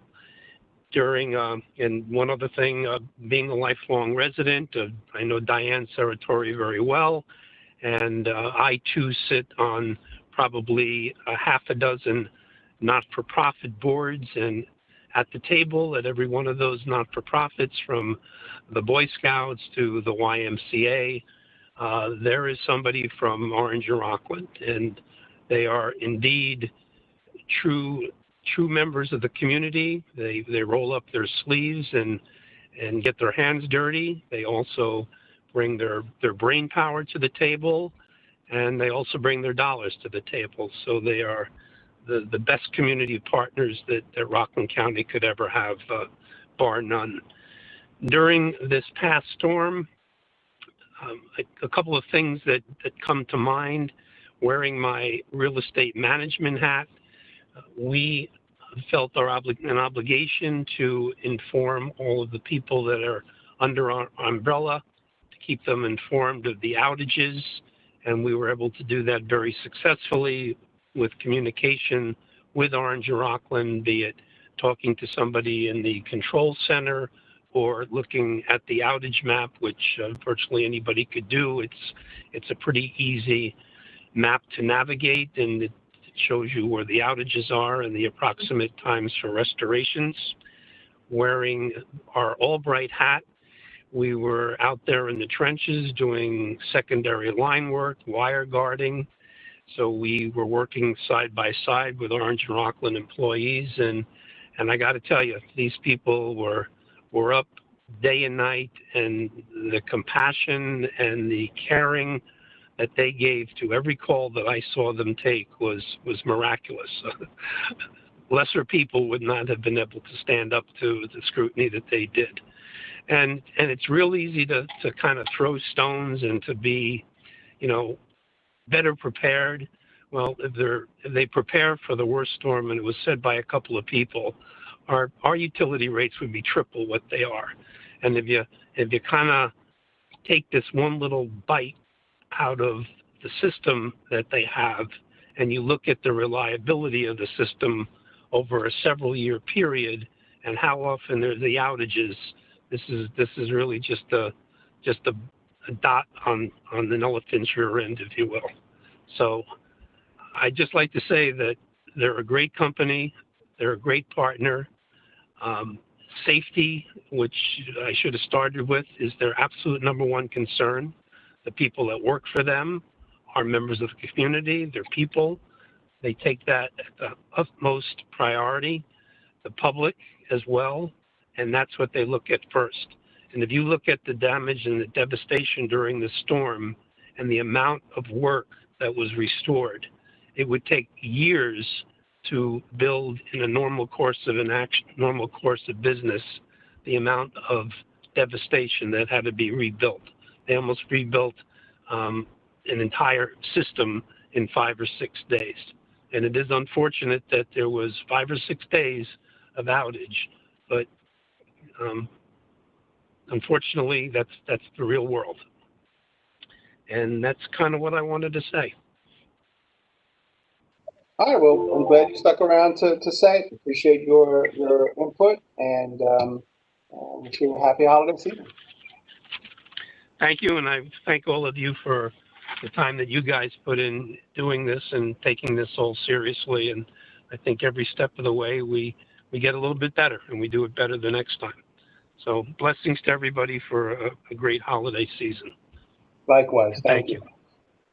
Now I see we have two hands up. I'm wondering, is either of them Andrew Horn or Joe Brancato? You should have heard a beep when you were unmuted. Who do we have that's unmuted? I do not know the person's name. Right. Is Joe Brancato or Andrew Horn or John Mcdowell on the line? No, it's Supervisor George Holman, Town of Clarkstown. Oh, okay. All right, Mr. Holman, you're up. You might be our closer for the evening. Welcome. Yeah, I'm really not sure what happened because I registered, and I guess you guys didn't recognize it. So did my staff. So I've been on since like almost the beginning. Oh, I'm so sorry. But anyway, Supervisor George Holman, Town of Clarkstown. Clarkstown was particularly hard hit with this storm, and let me just speak quickly. I think a lot of area was covered, but the good, the bad, and the ugly. So I definitely think the good. Some of the things that did take place with as a result of Hurricane Sandy and some of the other prior storms. Having them embedded into our EOC certainly worked. It worked well. Clarkstown has almost 90,000 residents. Out of the 932 towns in New York State, we're the 10th largest by population. We're a full-service town. We have the largest town police department in all of New York State. So we were well equipped and have been well equipped to work with Orange and Rocklin. So having their staff in our EOC worked well. We had almost 2/3 of our residents out of power towards the end of the storm. The number quickly dropped down to about 20,000 at the end of the first night. And we had folks that were out of power for, upwards of 5 days. So that was the good. I definitely think that the cooperation and having them in our EOC was great. There was some concern because of COVID. And not wanting to have folks in the EOC, but we made assurances that we would maintain social distance, and they agreed then to put somebody in the EOC. So that worked in terms of the storm. I do think that some of the issues that I won't repeat a lot of the ground that was already covered, but there were some areas that I don't think were really touched on, and I want to make sure that they're touched upon. I spent 21 years of my career before I became town supervisor working in the not-for-profit field, working primarily with people with disabilities. The list for priority communication and restoration, primarily with people with disabilities, is an absolute failure. And I say that with all due respect. We've had conversations. I've talked with the folks from O&R. They had indicated to us that this certainly was something that it was not to be viewed as a priority restoration list, but it was meant to be a list that would be viewed for communication and not restoration. A lot of the people, unfortunately, that are on that list with medical issues or people with disabilities think that it's a priority restoration list, and that was actually covered in a fairly heated exchange with the 5 town supervisors with the president of Orange and Rocklin, where his staff kind of informed us that, no, that's not what that list is for. Well, I think there's been real poor communication on that because a lot of the folks that are on that list really believe that that's what that is. And it certainly is something that needs to be kind of fixed. And I think more importantly, I think we really need to address a couple of the speakers touched on what do we do with people with disabilities, people that have issues. There are a number of folks that may not even be aware of that priority communication list. Orange and Rocklin is indicated that essentially that you get on that list and then we will tell you that when your restoration is going to be, and we'll kind of let you know. That way you can make alternative arrangements. During COVID, a lot of these folks are medically compromised. They don't have the ability to be able to make alternative arrangements.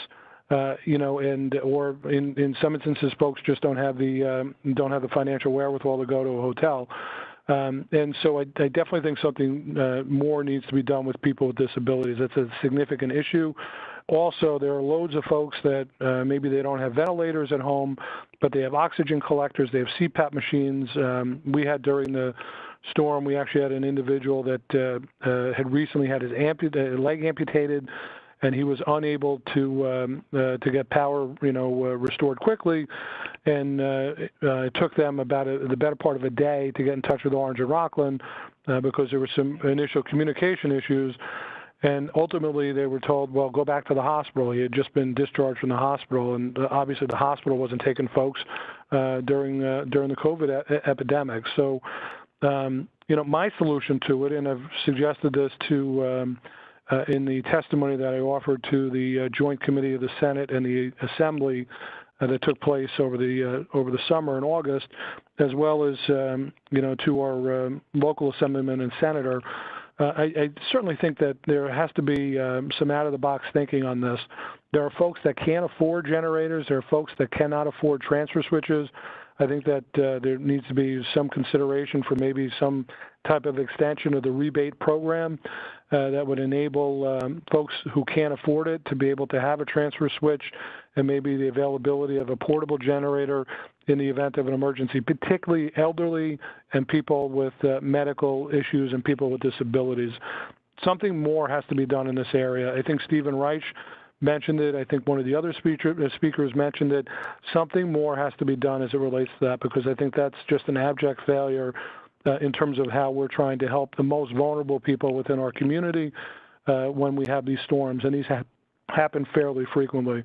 I think beyond that, I do think that, one other issue that impacted the town, I think that there was a better job at site safety, but we did absorb a good bit of overtime amongst our police department for minding down wires and lines.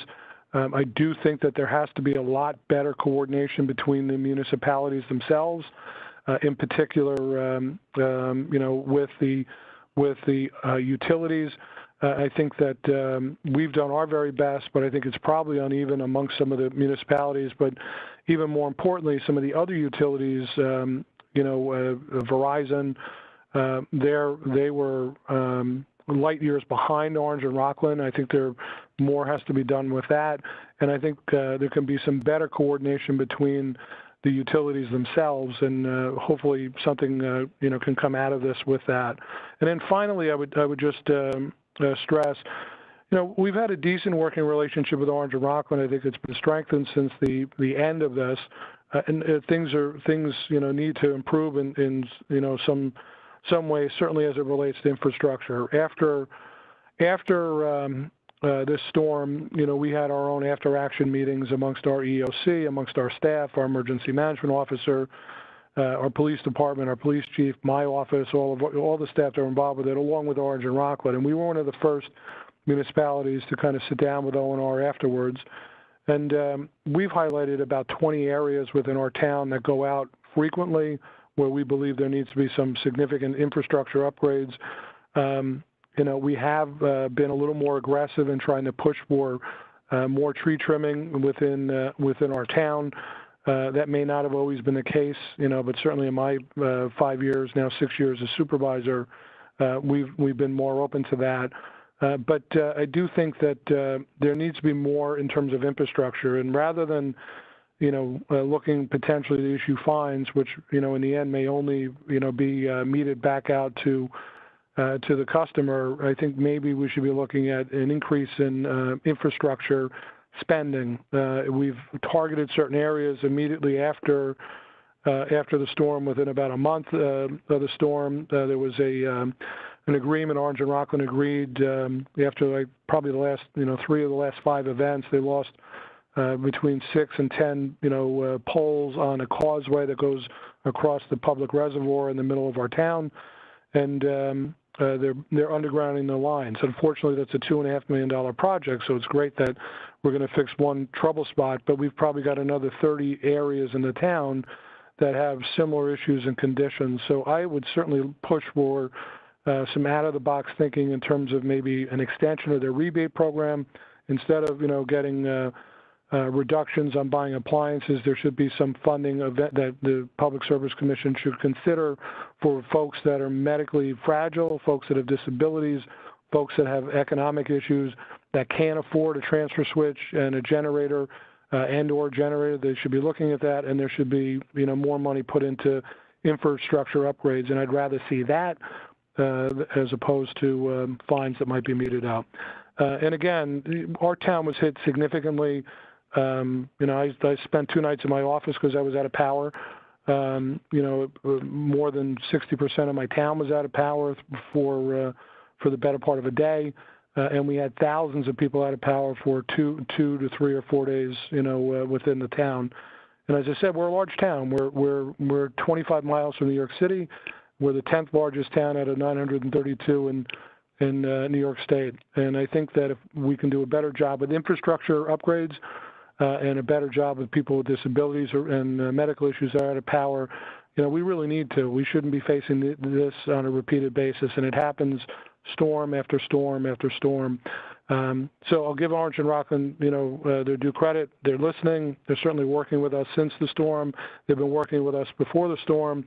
But we're definitely seeing an increase in some of the communications we're getting, and their improvements with embedding in our EOC certainly was welcome and really speeded communication on with our emergency staff to be able to coordinate. But I think they need to do a better job in terms of the communication with the public on this storm. There were certainly a lot of issues with the public. We de facto became, as town supervisors and as municipal governments, at least here in Rocklin, there was a lot of failures in terms of the communication with the general public, and we became a clearinghouse.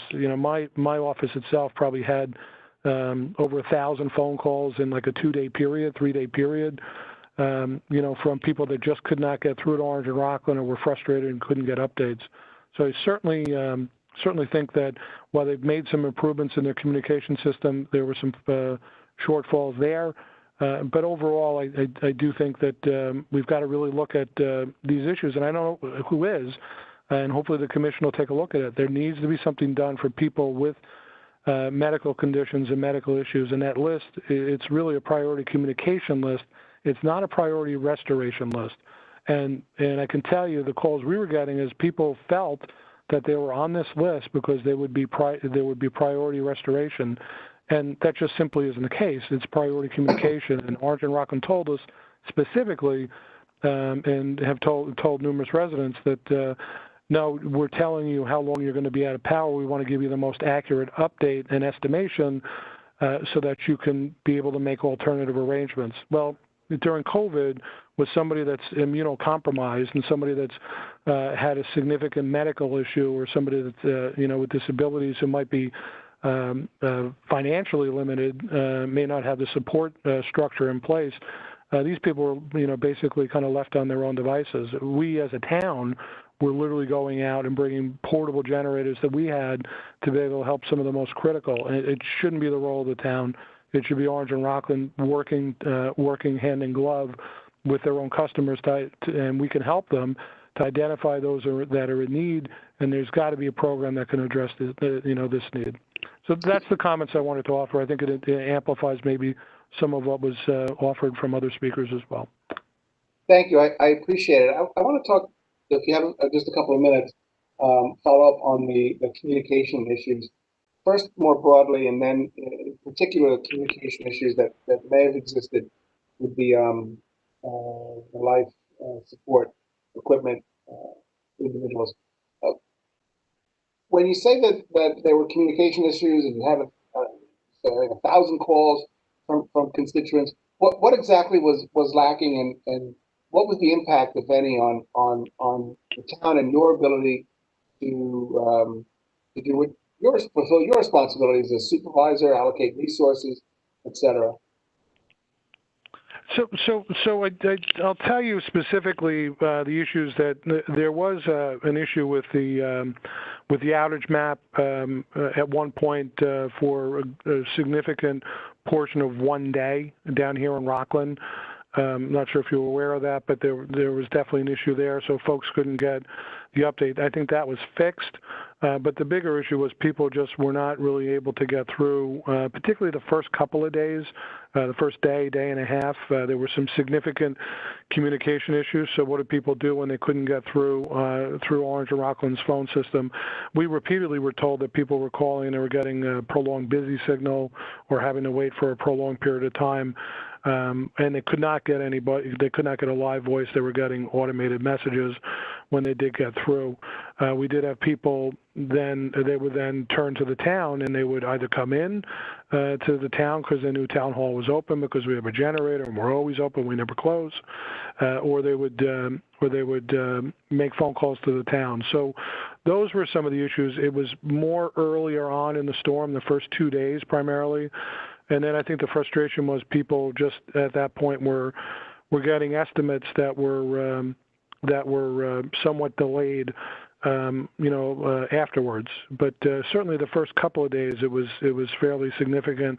And there wasn't, as I said, there was an issue with in Rocklin County with the outage map that was down for I think about 6 or 7 hours on one of the first days of the storm. Why is the outage map important? There was a glitch. We were told after in our after action meeting with Orange and Rocklin that there was some type of glitch, and maybe why is it important? Yeah, because Yeah, so the constituents, the customers of Orange and Rockland will go online. Everybody's been kind of trained and directed, and we tell them the same thing. We communicate, and they'll go.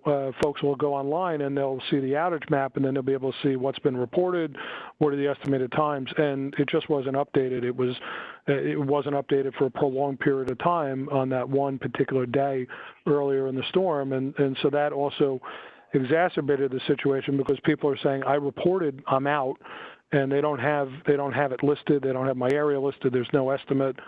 And really the assessing was, point of the storm was earlier on in the storm, and there was a lot of frustration from residents because, basically the message would be that, well, we're in the assessment phase, we're kind of moving forward with the assessment phase.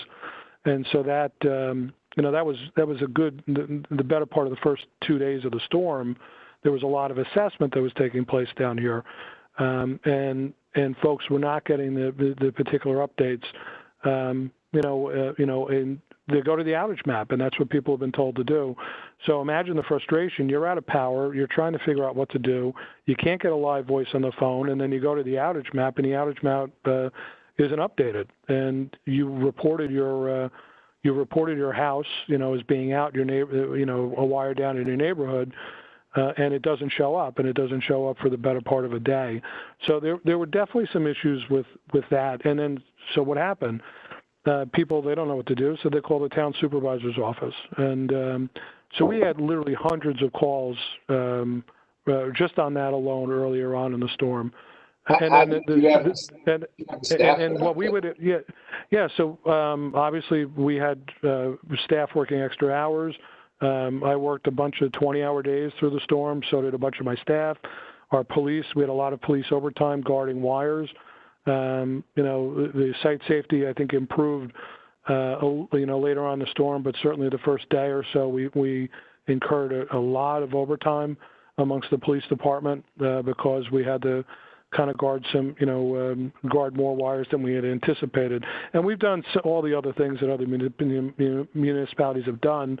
We've put transfer switches on the lion's share of our intersections. We're waiting on New York State DOT to give us the approval to put transfer switches on 4 more intersections that are on state highways, but the lion's share of our major intersections have had transfer switches that our police bring a generator out and we man ourselves. And we can do that, and that's fine, and we'll continue to do that. But what becomes problematic is when the wires are down and they're a little slow on site safety. I think the magnitude of the devastation on this storm may have caught them by surprise. I think it caught a lot of people by surprise, but ultimately, I think that has improved.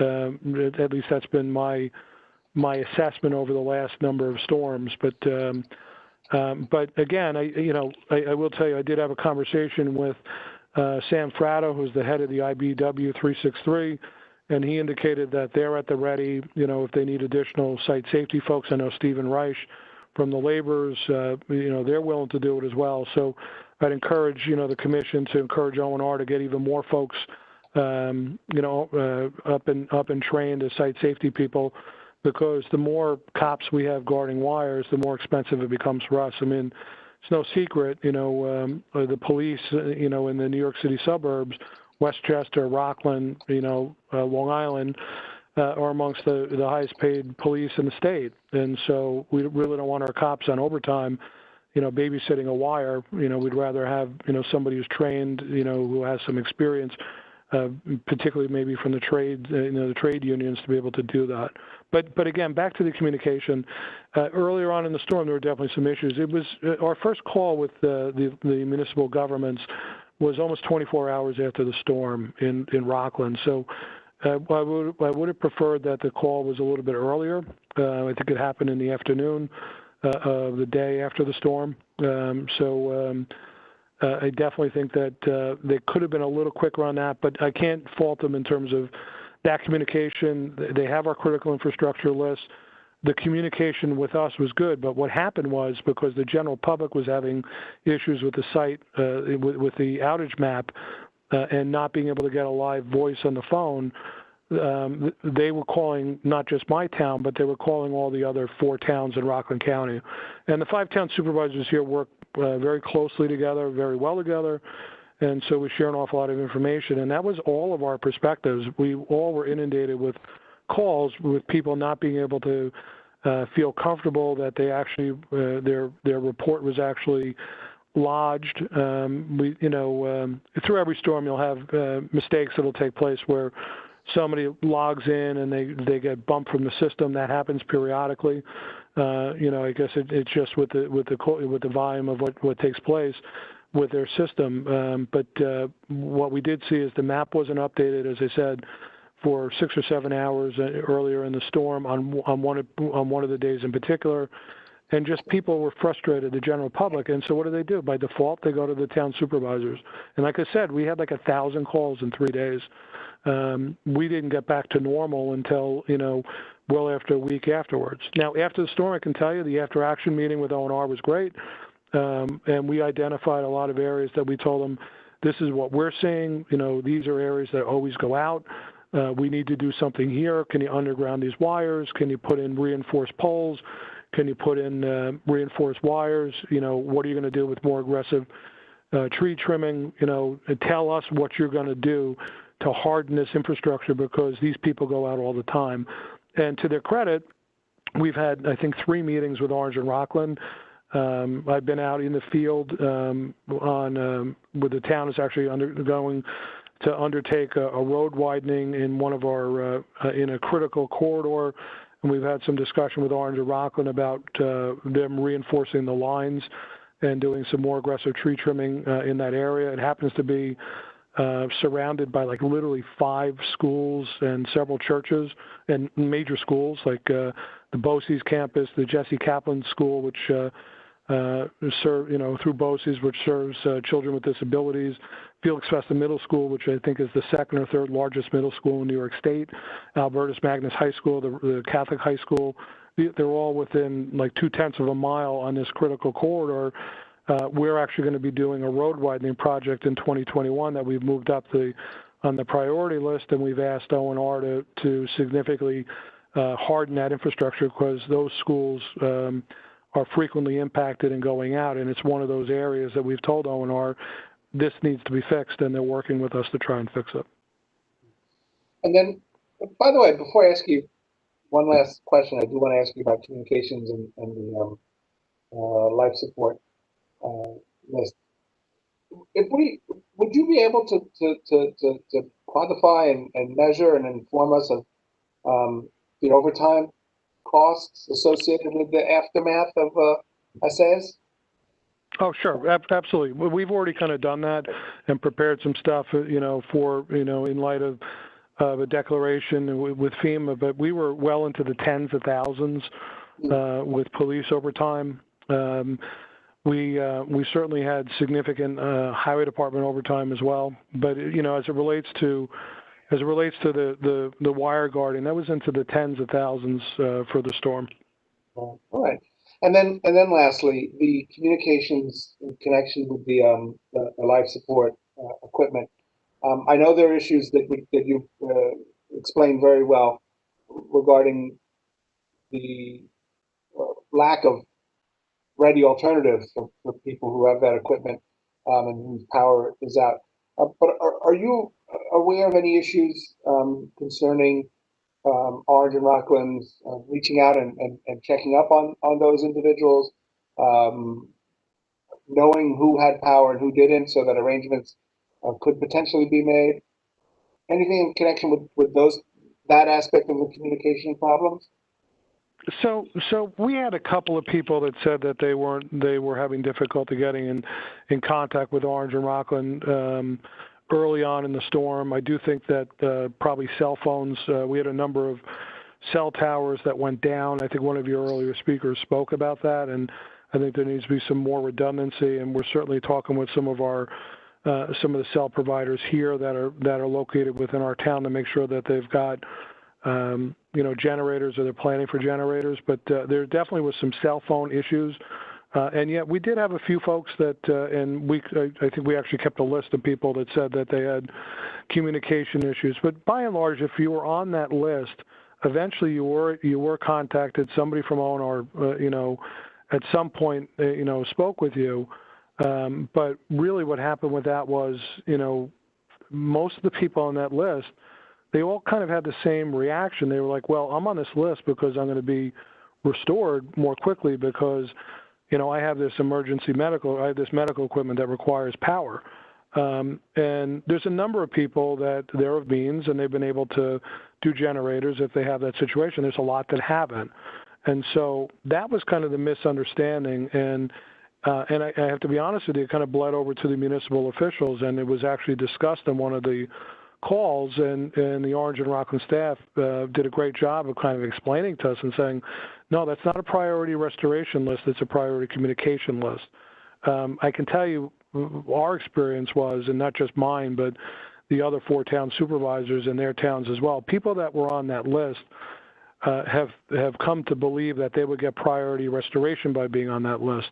And so there really needs to be an improvement in communication, as it relates to that, because it's just communication. We're just going to tell you, we're going to communicate, we're going to check on you. They're going to try and point you in the right direction, but it's not necessarily, the case that they're going to be restored more quickly, and that's the problem. And I think because of that, since it's kind of a finite list, and that list can change as people's medical conditions change and what have you. Like one of the critical situations we dealt with during the storm was a gentleman who wasn't even on that list. He was discharged from the hospital, a couple of days before, a week before. He had his leg amputated, and he had equipment that treated the wound that needed electricity, and he was out of power. And so they certainly were very upset because they really didn't have anywhere to turn, and they were told by O&R to go back to the hospital. And the hospital told them, we're not taking you back in because you don't qualify to come back to the hospital. So I think in situations where we have that finite list, it's a couple hundred people in my town that have medical issues that are on that list, or we should be looking at some type of extension of the rebate program. Just do a transfer switch. If people can't afford it, make it available to people where then, if we have a series of portable Honda generators that could be brought out and you could get a refrigerator and a couple of pieces of medical equipment to run, and then these people would be able to hunker down for the 24 or 48 or 72 hours that they're going to be out of power. We've seen too much of this. We had too many people that were out. We've had a couple of areas in our town that they were out 4 days this storm. They were out 4 days, the prior storm, the prior major incident in northern New City. And so those are areas that we've targeted and said, okay, we can't keep on having this. I can't have people living in $500,000 homes 25 miles from New York City, and they're out of power for 4 days, for every major weather event that we have. And we actually do have areas in our town where we've had that. Now, to their credit, as I said, Orange and Rocklin's been great to work with. Since the storm, we're really trying to plan jointly to address some of those areas. But I think the Public Service Commission needs to do more as it relates to this. I think, I don't want to sound like a broken record, but I keep on emphasizing. I spent 20 years, almost 21 years, working with people with disabilities. They're folks with physical and emotional, mental disabilities.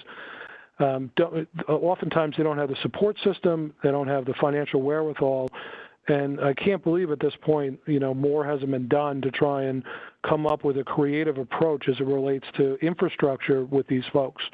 And we're going to continue to do what we can, but I think the Public Service Commission needs to be a little more creative in terms of how we're going to approach this.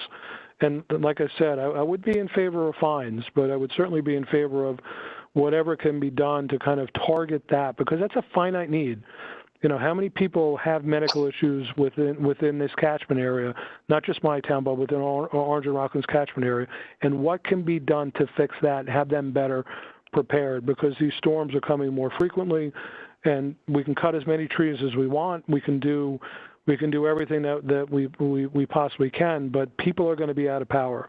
So when they're out of power, if you have the financial means, you can have a generator. But if you don't, and quite often it's people with disabilities that don't have the financial means, you don't have it. And so what do? You end up being stuck. And I think we really need to do something. I think we've really fallen short in that area. Well, I'm very glad that you waited. This has been very, very helpful and very informative. I apologize that we didn't have you on our list. Certainly would have brought you up towards the front as a town supervisor. I'm told by our court reporter that they need you to spell out your name, if you don't mind, so we have it for the record. Sure. It's George Homan, so it's George Hoehmann, Supervisor, Town of Clarkstown, 10 Maple Avenue, New City, New York, 10956. And again, just thank you for the opportunity. I do want to give credit where credit's due. I do think that O&R really worked hard, since this storm, and I can't say enough good things about the level of cooperation that my town has had, and the work that we've done in terms of the communication in our EOC. They put people in our EOC. They're usually very, very good, and that communication has been great. The problem with, as I said, though, with that is when the communication fails with the general public, they end up calling us and knowing that somebody's in the EOC, because we've told our residents that we have somebody in our EOC when we open it up for major storms with O&R. So people know that they can come to us when they can't get through to O&R. So definitely, and O&R freely admitted, by the way, that there was some breakdown in their communications with some of the residents. Now, some of that, as I said, may have been exacerbated by cell phone coverage and cell phones being down, but by and large, I do want to give credit where credit's due. They're working closely with us on infrastructure and some of these ideas that we've offered as well. But thank you so much, and enjoy the holiday season. Thank you. You too. I think that concludes our speakers list. Yes, Mr. Landsman, can we just ask the last speaker to spell his name, please, for the record? We did. Oh, I'm sorry, I missed that. That's all right. Apologies. No problem. And I don't see any other speakers or any other raised hands. So I think that concludes our forum. Commissioner Berman, I don't know if you're still with us, but if you are, if you'd like to say anything in conclusion. Thank you. Thank you so much. I'm very happy to have been a part of listening tonight, and I appreciate everyone's comments. Terrific. With that, Aaron, if you could formally close us out, and I just want to thank you and all the other Department of Public Service staff who helped make tonight happen, and I thought things went pretty well. Thank you. Mr. Hubbard, we are now off the record. Okay, we are off the record. Thank you. Thank you, everyone. Thank you. Good night, everyone. Good night. Well, good evening. You too.